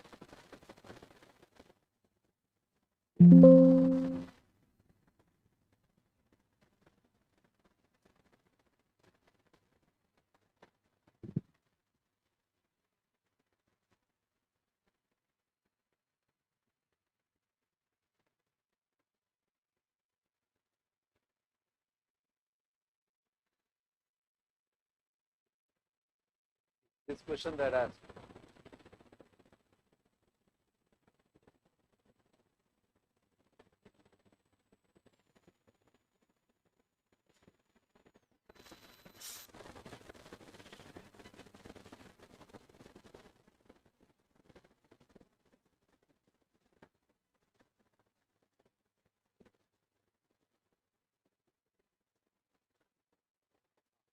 Got it? Legal political factors which has reduced the frequency of misusing, using whatever 356 by union governments since mid 1990s. Means, actually which one? The dominantly SR Bommai case. Post SR Bommai case, how Article 356 misuse has over a period reduced. That kind of question they have asked, that is in 2023. That's also a kind of recent question. But all this will put you, we have put it in a broader region. Your federalism topic, 356, especially governor, because governor, this everything will get mixed up. So we'll discuss it there. So, but if you take it away, the only one general question, very basic question that they have asked on emergency return, is financial emergency angle. Ashok, can you recall what are the financial emergency? Look at it, very simple. They are asking you. What are they asking you? Under which circumstances or under what circumstances financial emergency can be proclaimed by Parliament? I mean by the President. Try to recall your Article 360. When can President proclaim financial emergency? When there is a threat to financial stability or credit in the entire country or part of it. That's a simple aspect. That's the only condition that you have. Of course, Constitution doesn't define exactly what do you mean by threat to the financial stability or credit. But that means consider it as largely which one, if inflation has gone out of control or maybe balance of payment crisis or something like that. We don't know exactly because we don't have any examples, we have not implemented it. You can interpret it like that. But then obviously you know basic provisions. So that obviously Parliament has to approve this financial emergency proclamation within how many months? 2 months. Within 2 months by simple majority. And if you recall, once proclaimed, financial emergency will continue forever. Forever in the sense until it is revoked by President. So if you recall President's rule, it's not like that. Every 6 months you have to, Parliament has to approve it again. And the maximum time period for President's rule is 3 years. But here it's not like that. Once approve it, you continue it until President revokes it. And keep it in mind, only President can revoke it. In other words, Parliament has no power to revoke financial emergency, because if you recall, under national emergency what we tell, it can be revoked by Parliament also by passing a resolution by simple majority. But here no such provision, only President has the power to revoke financial emergency. Assured. Then obviously you know how many times have we imposed financial emergency? Not a single time we have imposed financial emergency. The only time when they expected it can be imposed is when? Yeah, balance of payment crisis 1990. And of course, some people are telling maybe during COVID again they'll impose it, but situation was not like that.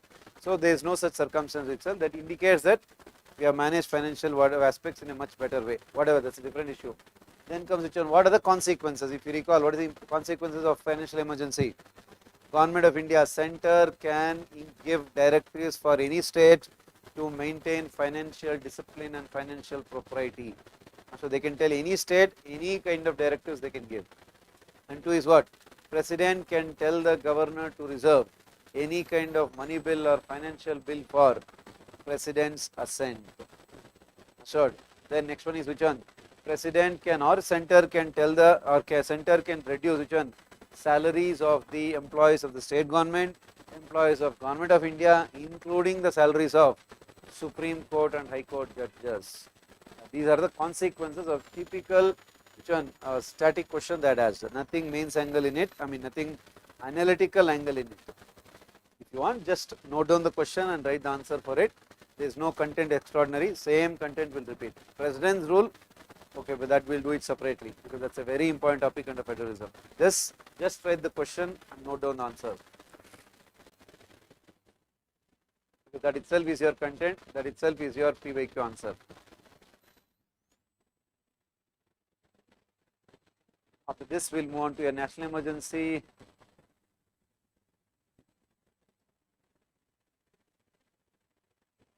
Maybe on this pattern, if they ask you national emergency consequences, maybe for that aspect, we'll write the country.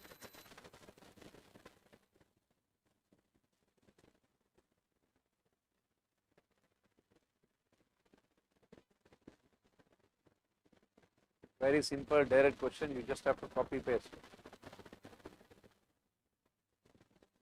Will not get repeated. Only to understand the structuring part, I am making you write this. The period of time will not write the answers for this static question. Just structure it. It's about financial emergency. First write about it. Under Article 360. Under Article 360. Under Article 360. President can proclaim financial emergency. President can proclaim financial emergency if there is a threat to. President can proclaim financial emergency if there is a threat to. President can proclaim financial emergency if there is a threat to financial stability or credit. Threat to the financial emergency or credit. If there is a threat to the financial, that's a keyword, financial stability or credit of the entire country or part of it. Threat to the financial emergency, financial stability or credit of the entire country or part of it. Of the entire country or part of it. If you want, just clarify there.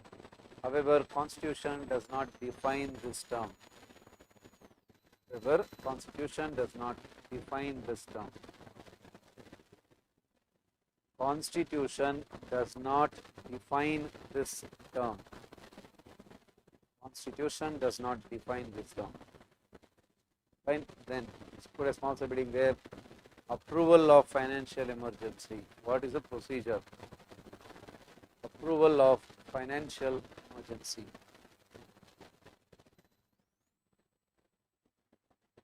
Approval of financial emergency. Very simple one. First point. It should be approved by both Lok Sabha and Rajya Sabha.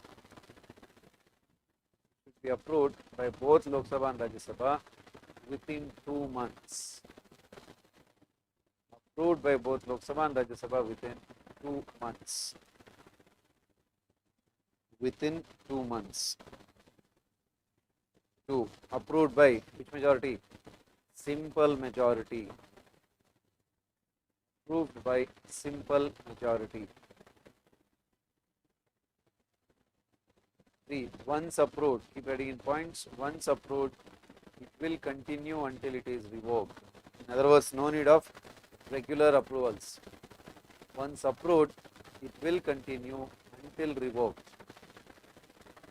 Once approved, it will continue until revoked. It will continue until revoked.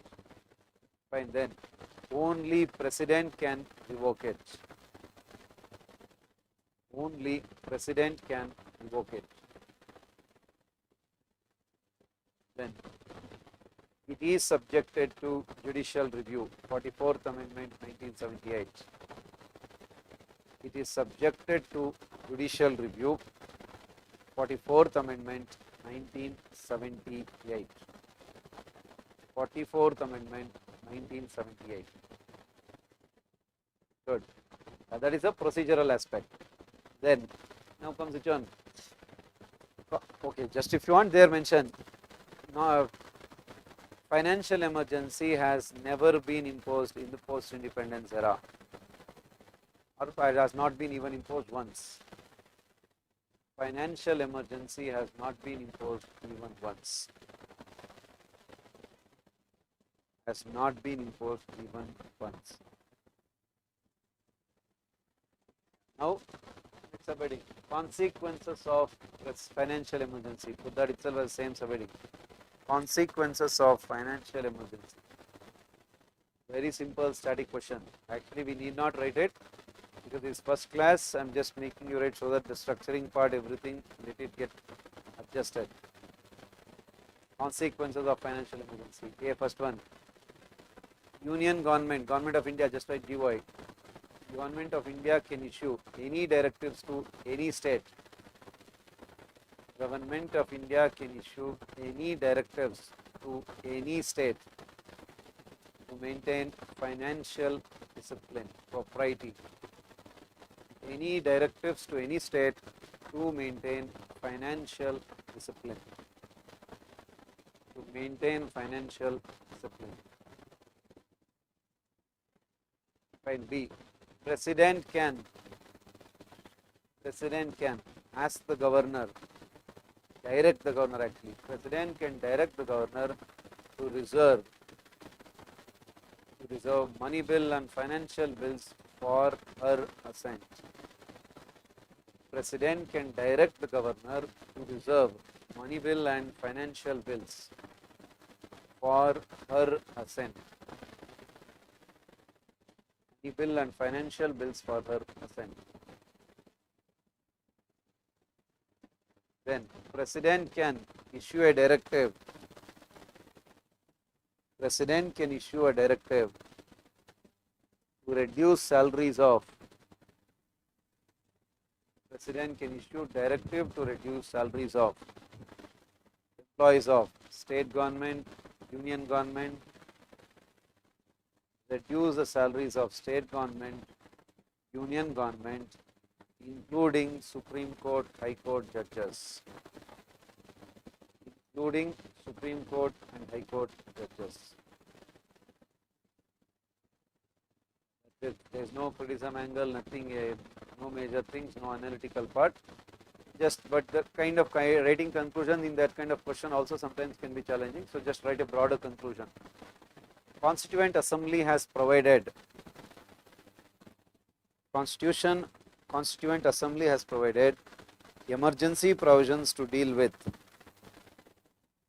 Constituent Assembly has provided emergency provisions to deal with extraordinary circumstances. Constituent Assembly has provided emergency provisions to deal with extraordinary circumstances. With extraordinary circumstances. India becomes unitary state during any emergency. India becomes a unitary state during emergency, including financial emergency for that matter. India becomes a unitary state during emergency. India becomes a unitary state during emergency. Financial emergency. Financial emergency is to deal with. Financial emergency is to deal with situations like hyperinflation, VOP crisis, situations like hyperinflation, VOP crisis, recession, etc. Recession, hyperinflation, VOP crisis, etc. What we have done, fortunately, India has evolved into financially progressive nation, financially stable nation. Fortunately, India has evolved into a financially stable nation. Hence there was no need to impose or invoke such provisions. Financially stable nation. Hence, there was no need to invoke such provisions. There was no need to invoke such provisions. Because sometimes writing conclusion in such functions can be a little tricky. That is nothing but your and then maybe national emergency. Again, a static part if you recall consequences of national emergency. But if in case they repeat the same pattern and try to ask you, because it was, if you recall, remember only once they have imposed internal emergency, which is what Indira Gandhi's 1975 emergency, which was 50 years in 2025. So they were expecting a mains question on that last year, so they did not do it. So if in case they make a static question on national emergency, considering it has been 50 years, and if you recall, UPSC has the tendency to ask questions 1 or 2 years later, because they know that that year you would have prepared well. That's why they'll ask you 1 or 2 years later. If they follow that pattern, again nothing extraordinary, same static part. Actually, there is what you call this how national emergency had an impact in the future. That's a different part. That is kind of your society, post-independence, everything will come there. That's not necessary. From the polity part, national emergency provisions, same pattern if they follow, what can be asked. Only that part will write to the heading. President's rule will not write. That will take it to federalism. National emergency. First tell the context. Only for the context I am making you write. Actually before earlier we never used to write this. National emergency, Article 352. First tell the context why. 2025 was 50 years of 1975 emergency. 2025 was 50 years of 1975 emergency, internal emergency. 50 years of the 1975 internal emergency. What Parliament did? Parliament passed a resolution related to it. 50 years of the 1975 internal emergency, Parliament passed a resolution related to it. So in that context, what is a aspect? Mention that. Under Article 352, again your typical prelims part. Under Article 352, President can proclaim national emergency.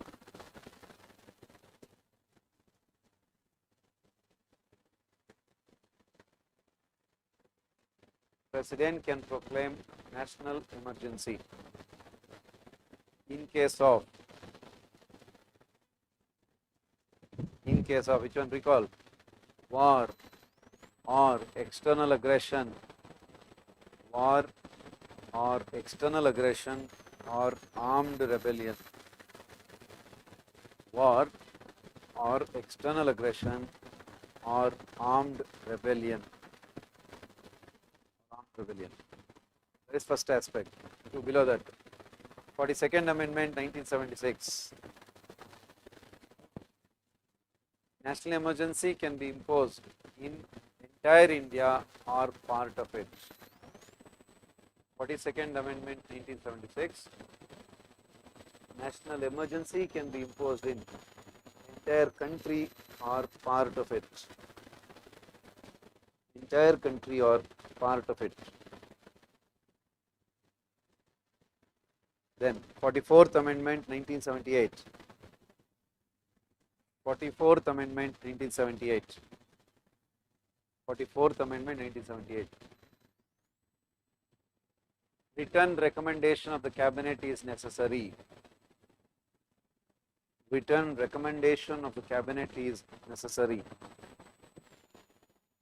Written recommendation of cabinet is necessary. Internal disturbance replaced. All of that is 44th amendment. Internal disturbance replaced by, of course, the same word what you have written above, which one? Armed rebellion.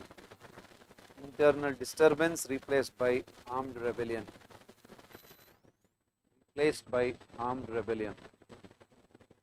Then subjected to judicial review on the grounds of malafide. Malafide means bad intention. All of that is related to 44th amendment only. Subjected to judicial review on the grounds of malafide. Malafide means bad intention. Subjected to judicial review on the grounds of malafide, that is bad intention. Malafide bona fide. That is how national emergency can be imposed. Then approval. Same pattern if they follow, I am telling you. Approval of national emergency. Approval of national emergency. Again below that, 44th amendment 1978. 44th amendment 1978 should be approved by parliament within 1 month. If you recall, earlier it was 2 months, reduced to 1 month by 44th amendment. 44th amendment 1978 should be approved by parliament within 1 month. Approved by parliament within 1 month. These are all 44th amendment changes within 1 month. 2. Which majority? Special majority, because earlier it was also simple. 44th amendment made it special. Special majority. 3. How many months? 6 months. Special majority, then 6 months. After that, it should be reapproved. 6 months. After that, it should be reapproved any number of times. It can mean, in other words, after that it has to be, or it can be reapproved for any number of times. It can be reapproved for any number of times. Reapproved for any number of times. Then again 44th. Lok Sabha is empowered to revoke national emergency. Lok Sabha is empowered to revoke national emergency or revoke it. Lok Sabha is empowered to revoke it by simple majority. This is also 44th amendment. Lok Sabha empowered to revoke it by simple majority. Then who can also revoke it? President can also revoke it. That is obvious, national or the constitution itself. President can also revoke it. This is approval, revoke.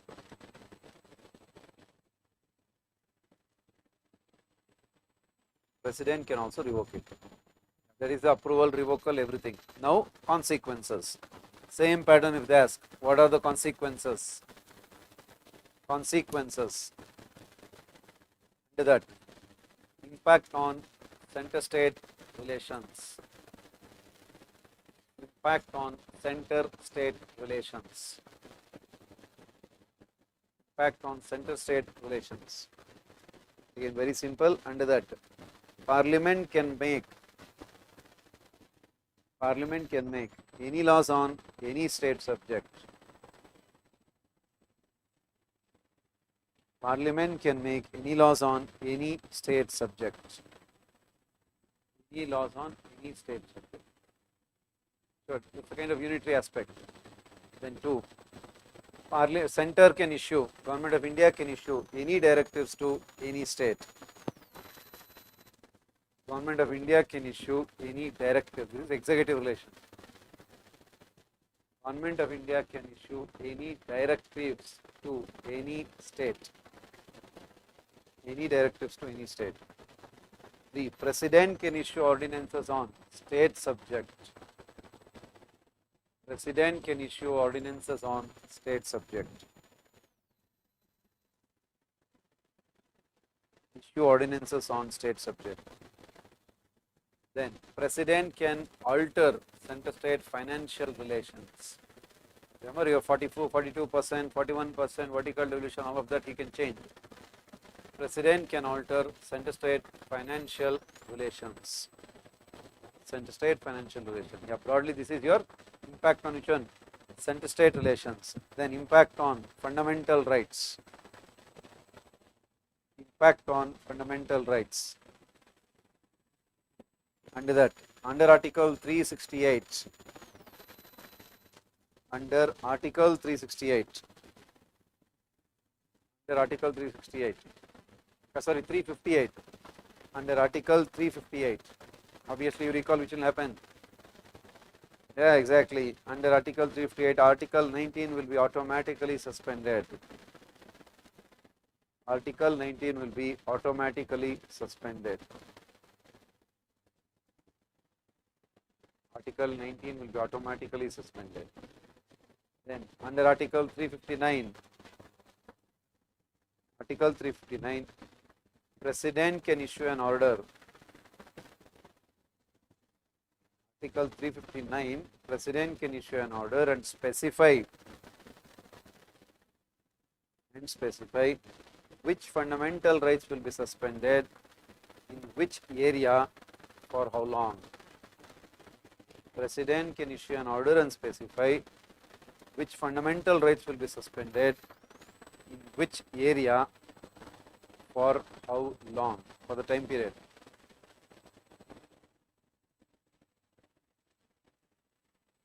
Which area, for how long. Assured. Again clarify there. 44th Amendment 1978. Article 20 and 21 cannot be suspended. Means even under 359, 20, 21 you should not touch. Article 44th Amendment 1978, Article 20 and 21 cannot be suspended. 20 and 21 cannot be suspended. Right? Then impact on life term of Lok Sabha and State Assembly. Impact on the term of life of Lok Sabha and State Assembly. Impact on the term of Lok Sabha and State Assembly. Simple. What is the provision? It can be extended beyond 5 years, 1 year at a time. It can be extended beyond 5 years, 1 year at a time, for any number of times. Extended beyond 5 years, 1 year at a time, for any number of years, any number of times. For any number of times. Fine. Who has to extend it? Parliament can extend it by simple majority. Even for State Assembly also, Parliament only should extend it. Parliament can extend it by simple majority. Parliament can extend it by simple majority. Write the example. Example, House of People Extension of Duration Act. Not example, that's the act actually. That is House of People, Lok Sabha, House of People Extension of Duration Act. Of course, because Rajya Sabha and Council need not extend, it's a permanent house. House of People Extension of Duration Act, 1975. So, extension of duration, you put it in bracket. Extension of Duration Act. Sure. This is lastly your which one? National emergency, same pattern if they repeat, so that you have to keep it in mind. Okay, same aspect if you want, Presidents will also you write that, because anyhow that's the mains angle, we'll write it later. 356, President State Emergency. We'll finish off that aspect also. If in case they ask you this pattern, center-state relation pattern, that we'll write separately. The heading State Emergency, Article 356. First clarify that below. Under Article 355,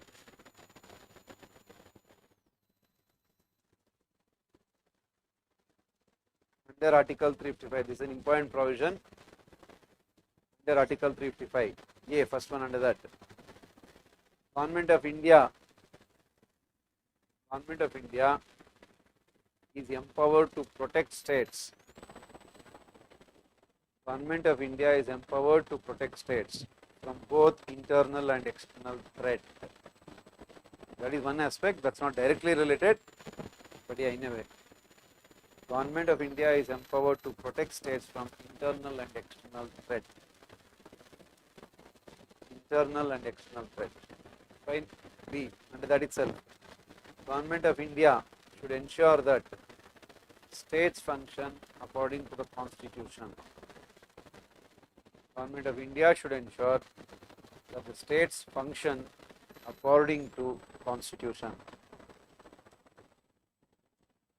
States function according to the Constitution. Then under Article 365,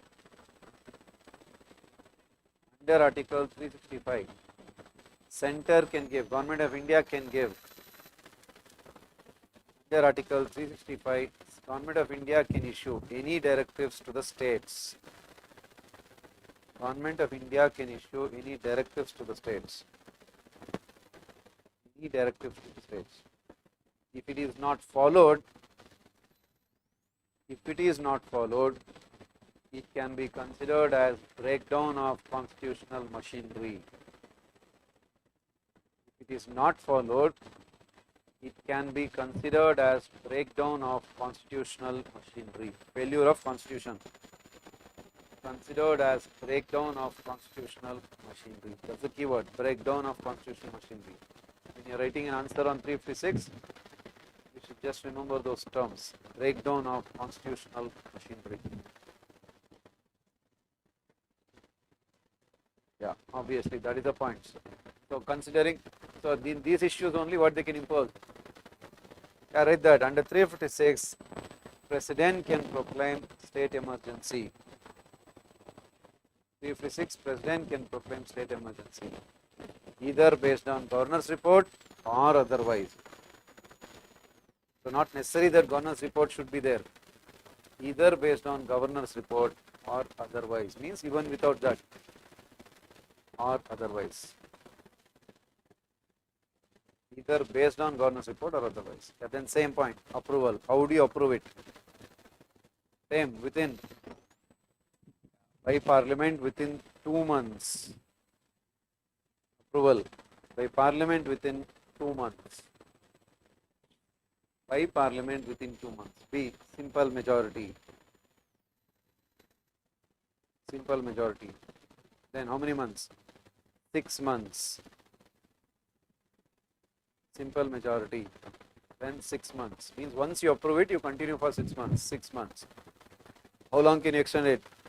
Maximum 3 years. Maximum 3 years. In 6 times. Maximum 3 years.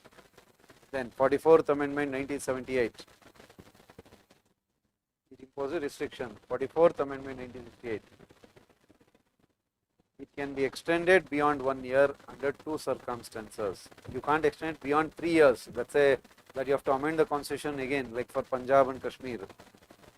Extended beyond 1 year under 2 circumstances. It can be extended beyond 1 year under 2 circumstances. What are they? Yeah, first one. Yeah, first one, national emergency in entire country or particular or that state.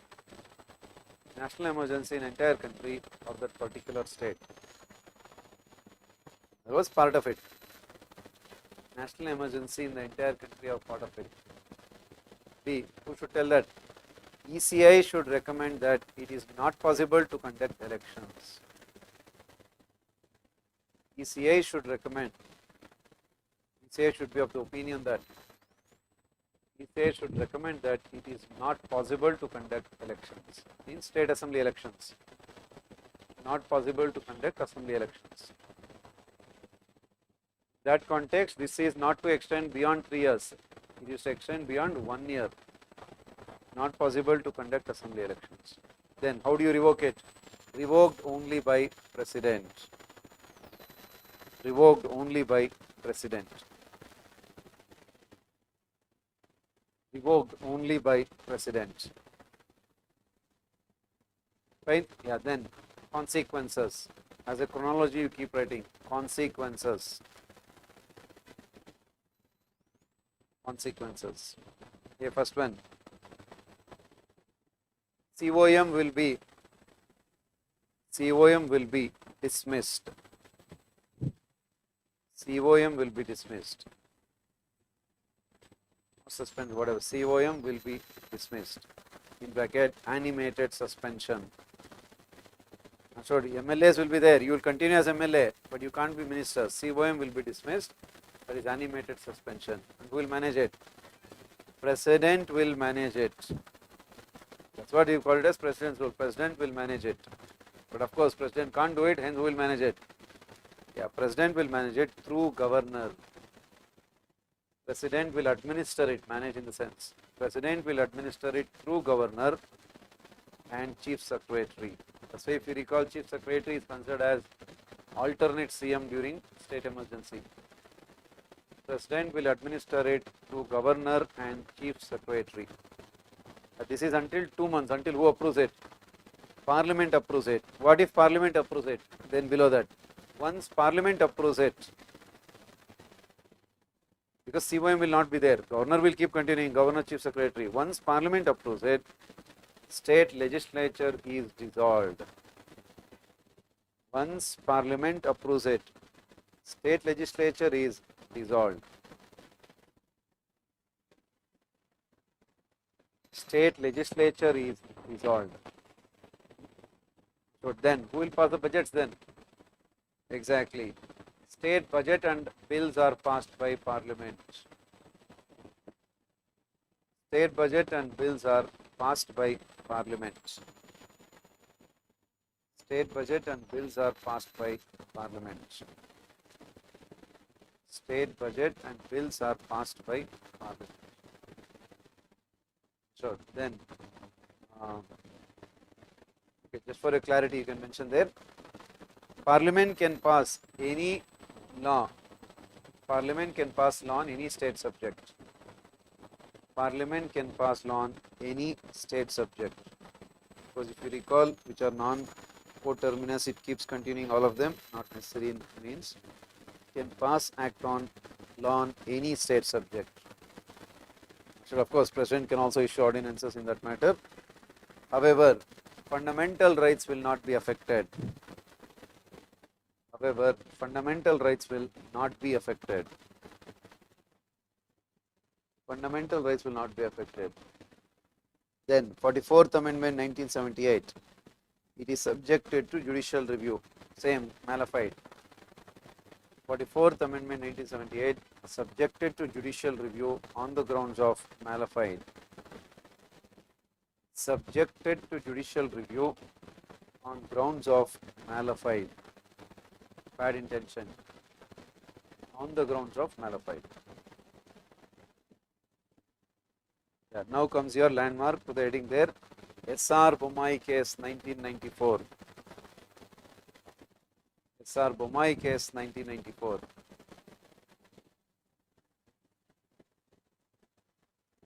Yeah, first statement is same. It is subjected to judicial review. State emergency president's rule is subjected to judicial review. It is subjected to judicial review. 2. Burden of proof lies on the center. They should prove that situation forced them. Burden of proof lies on the center. Burden of proof lies on the center. 3. It should be based on relevant documents. It should be based on relevant documents.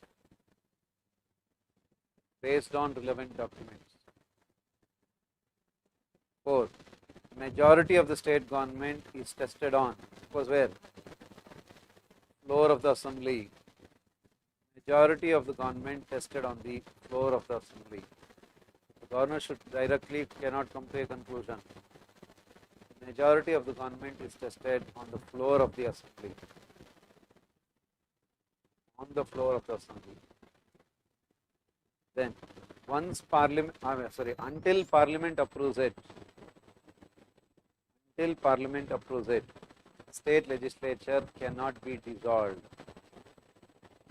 Until Parliament approves it, state legislature cannot be dissolved. State legislature cannot be dissolved. Fine?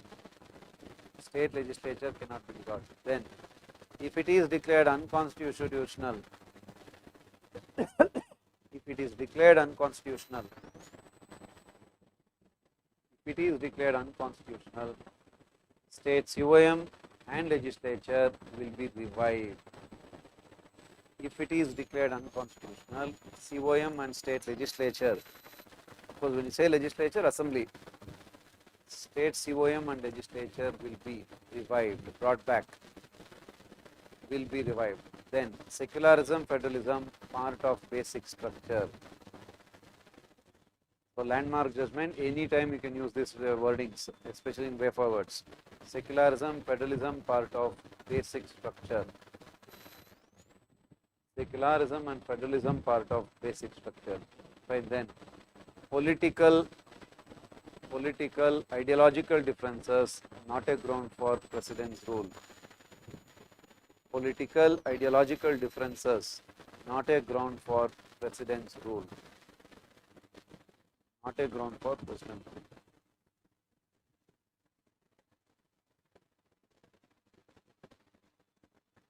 Yeah, largely this is your SR Bommai judgment, largely overall emergency, everything.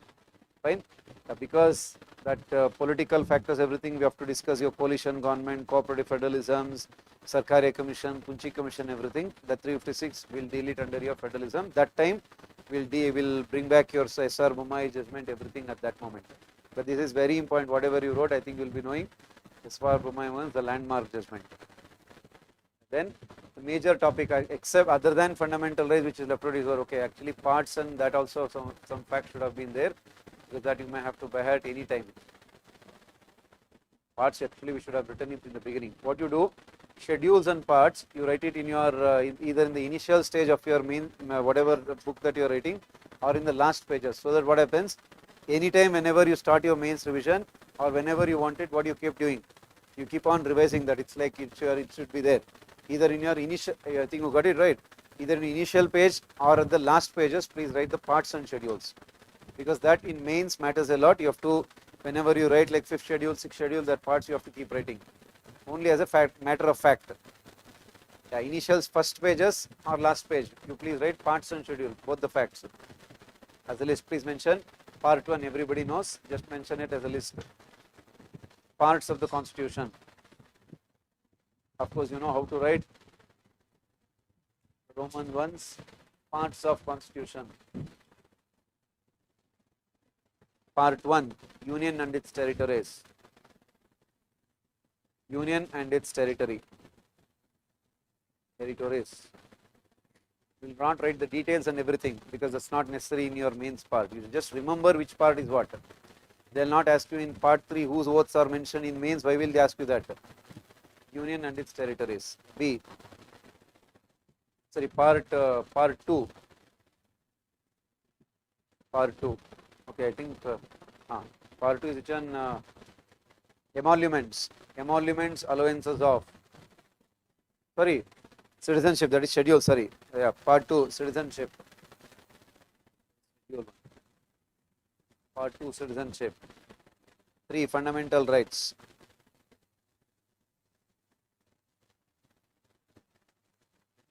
Fundamental rights. Of course, you know, keep writing few. DPSP.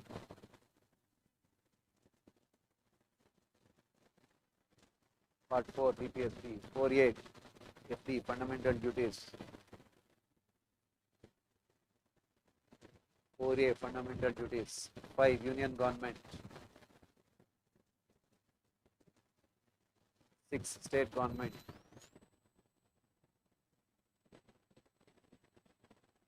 6, state government. 7 is deleted, you leave that. If you want part 7 deleted. Part 8, union territories. 8, union territories. 9, panchayats. 9, panchayats. 9A, municipalities. 9A, municipalities. 9B, cooperative societies. 9B, cooperative societies. 10, Scheduled and tribal, scheduled areas, tribal areas. Fifth schedule, sixth schedule actually in a way. Scheduled areas and tribal areas. 11. Center-state relations. Relations between union and states. Center-state relations. 12. Finance, property, contracts. Finance, property, contracts. Finance, property, contracts. 13. Freedom of trade and commerce. Freedom of trade and commerce. Freedom of trade and commerce. 14. Services. 14A. Tribunals. 14A. Tribunals. 15. Elections. Elections. 16. Special provisions for backward classes. SC, ST, Anglo-Indians. 16. Special provisions for backward classes.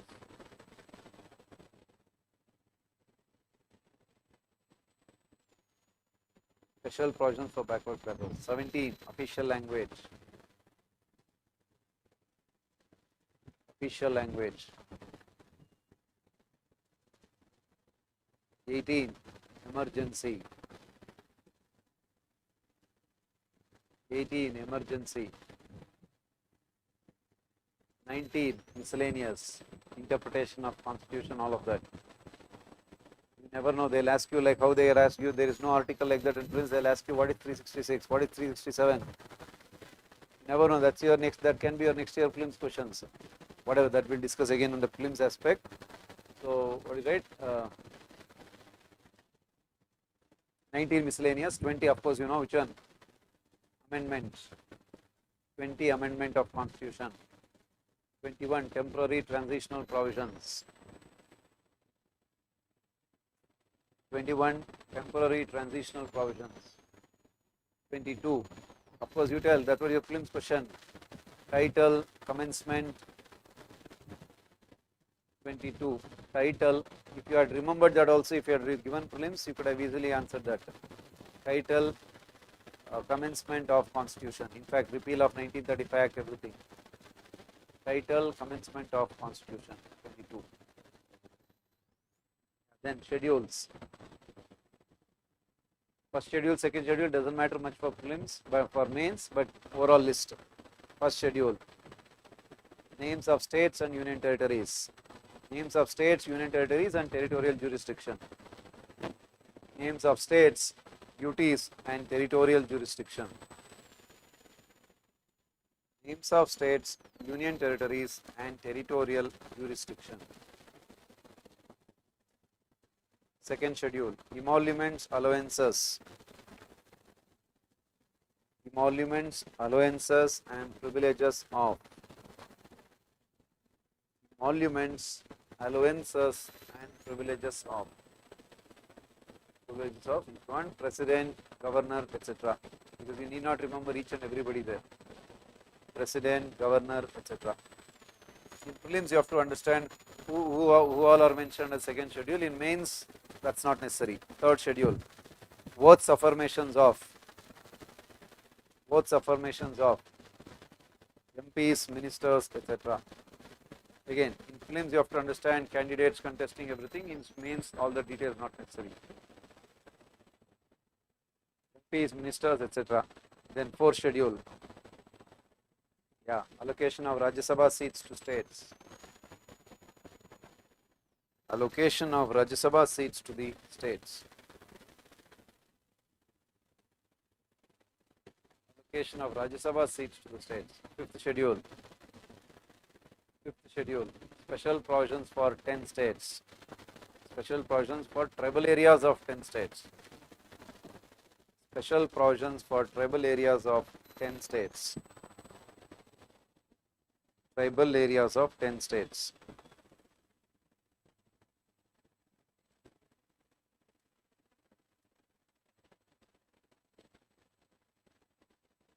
Tribal areas of 10 states. Then sixth schedule. Same special provisions for 4 northeast states. Assam, Meghalaya, Mizo, all of that you know. That can become a mains question that we'll discuss under 5th schedule, 6th schedule, Peace Act, Forest Rights Act, everything. Tribal areas, special provision for tribal areas of 4 northeast states. Then 7th schedule, you know, yeah, division of legislative powers. 7th schedule, division of legislative powers, center and states. Article 246 if you want. Whenever you write that, mention 246. Legislative powers between center and states, 246. Article 246. Then 8th schedule, languages recognized by constitution. 8th schedule, languages recognized by constitution. Just you have to have it in mind, because at least when you write answers you have to keep referring to it. 9th schedule, Article 31 capital B, acts exempted from judicial review. 9th schedule, Article 31 capital B, acts exempted from judicial review. Acts exempted from judicial review. Acts exempted from judicial review. Fine. Then 10th schedule, anti-defection law, 52nd Amendment 1985. 10th schedule, anti-defection law, again in news this year. So, and they have not asked a specific direct question on anti-defection law till now, except they are linked it to parliamentary effectiveness. We'll discuss that. 52nd Amendment 1985. Then you know the other two, mention that. 11th schedule, Panchayats, 73rd Amendment. 12th schedule, municipalities, 74th Amendment. 1992. 11th schedule, Panchayats, 73rd Amendment 1992. 12th schedule, municipalities, 74th Amendment 1992.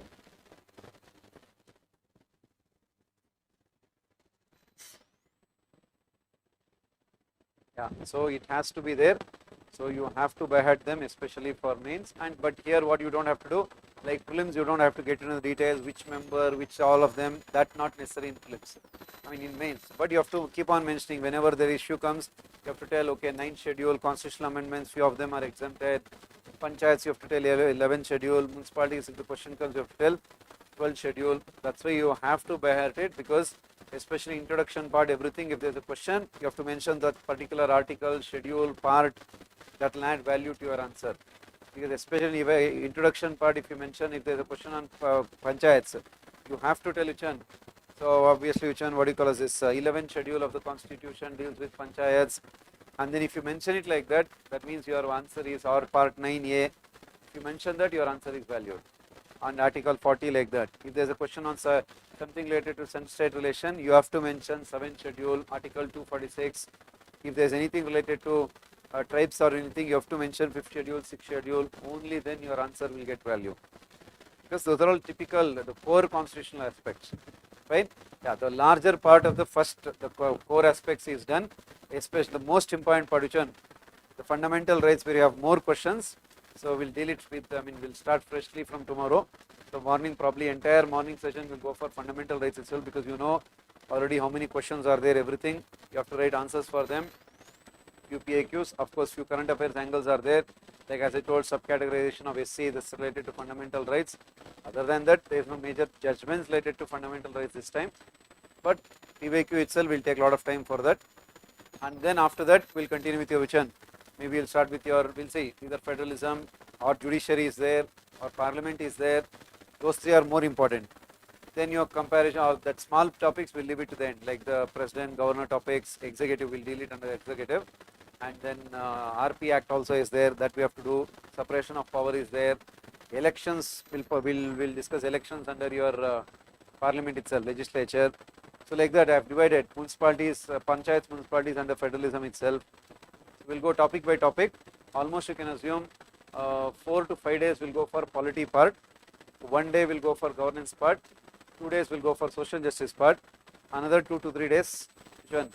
International relations, that Shashank sir will handle. I'll take almost, you can say, 8 days is for my part. 2 or maybe 2.5 days, that Shashank sir will take care. Fine.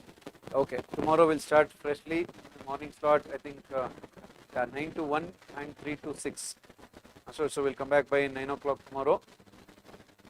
Fundamental rights, probably entire session will go for that. Or we'll see how it continues. Fine. Anything else? Fine. So try to revise if anything, or those who are giving, those who are sure of clearing prelims this time. So take whatever half an hour, 1 hour, whatever breaks. At least try to give it the rest of the day for, next whatever 2, 3, 4 hours at least, whatever you can give it for optional revisions. Those who are giving means sure of clearing prelims this time. If you are clear that no, I am not going to prelims, not going to clear prelims this time, revise this. Or if you are going to write mains next time also, revise it. Fine.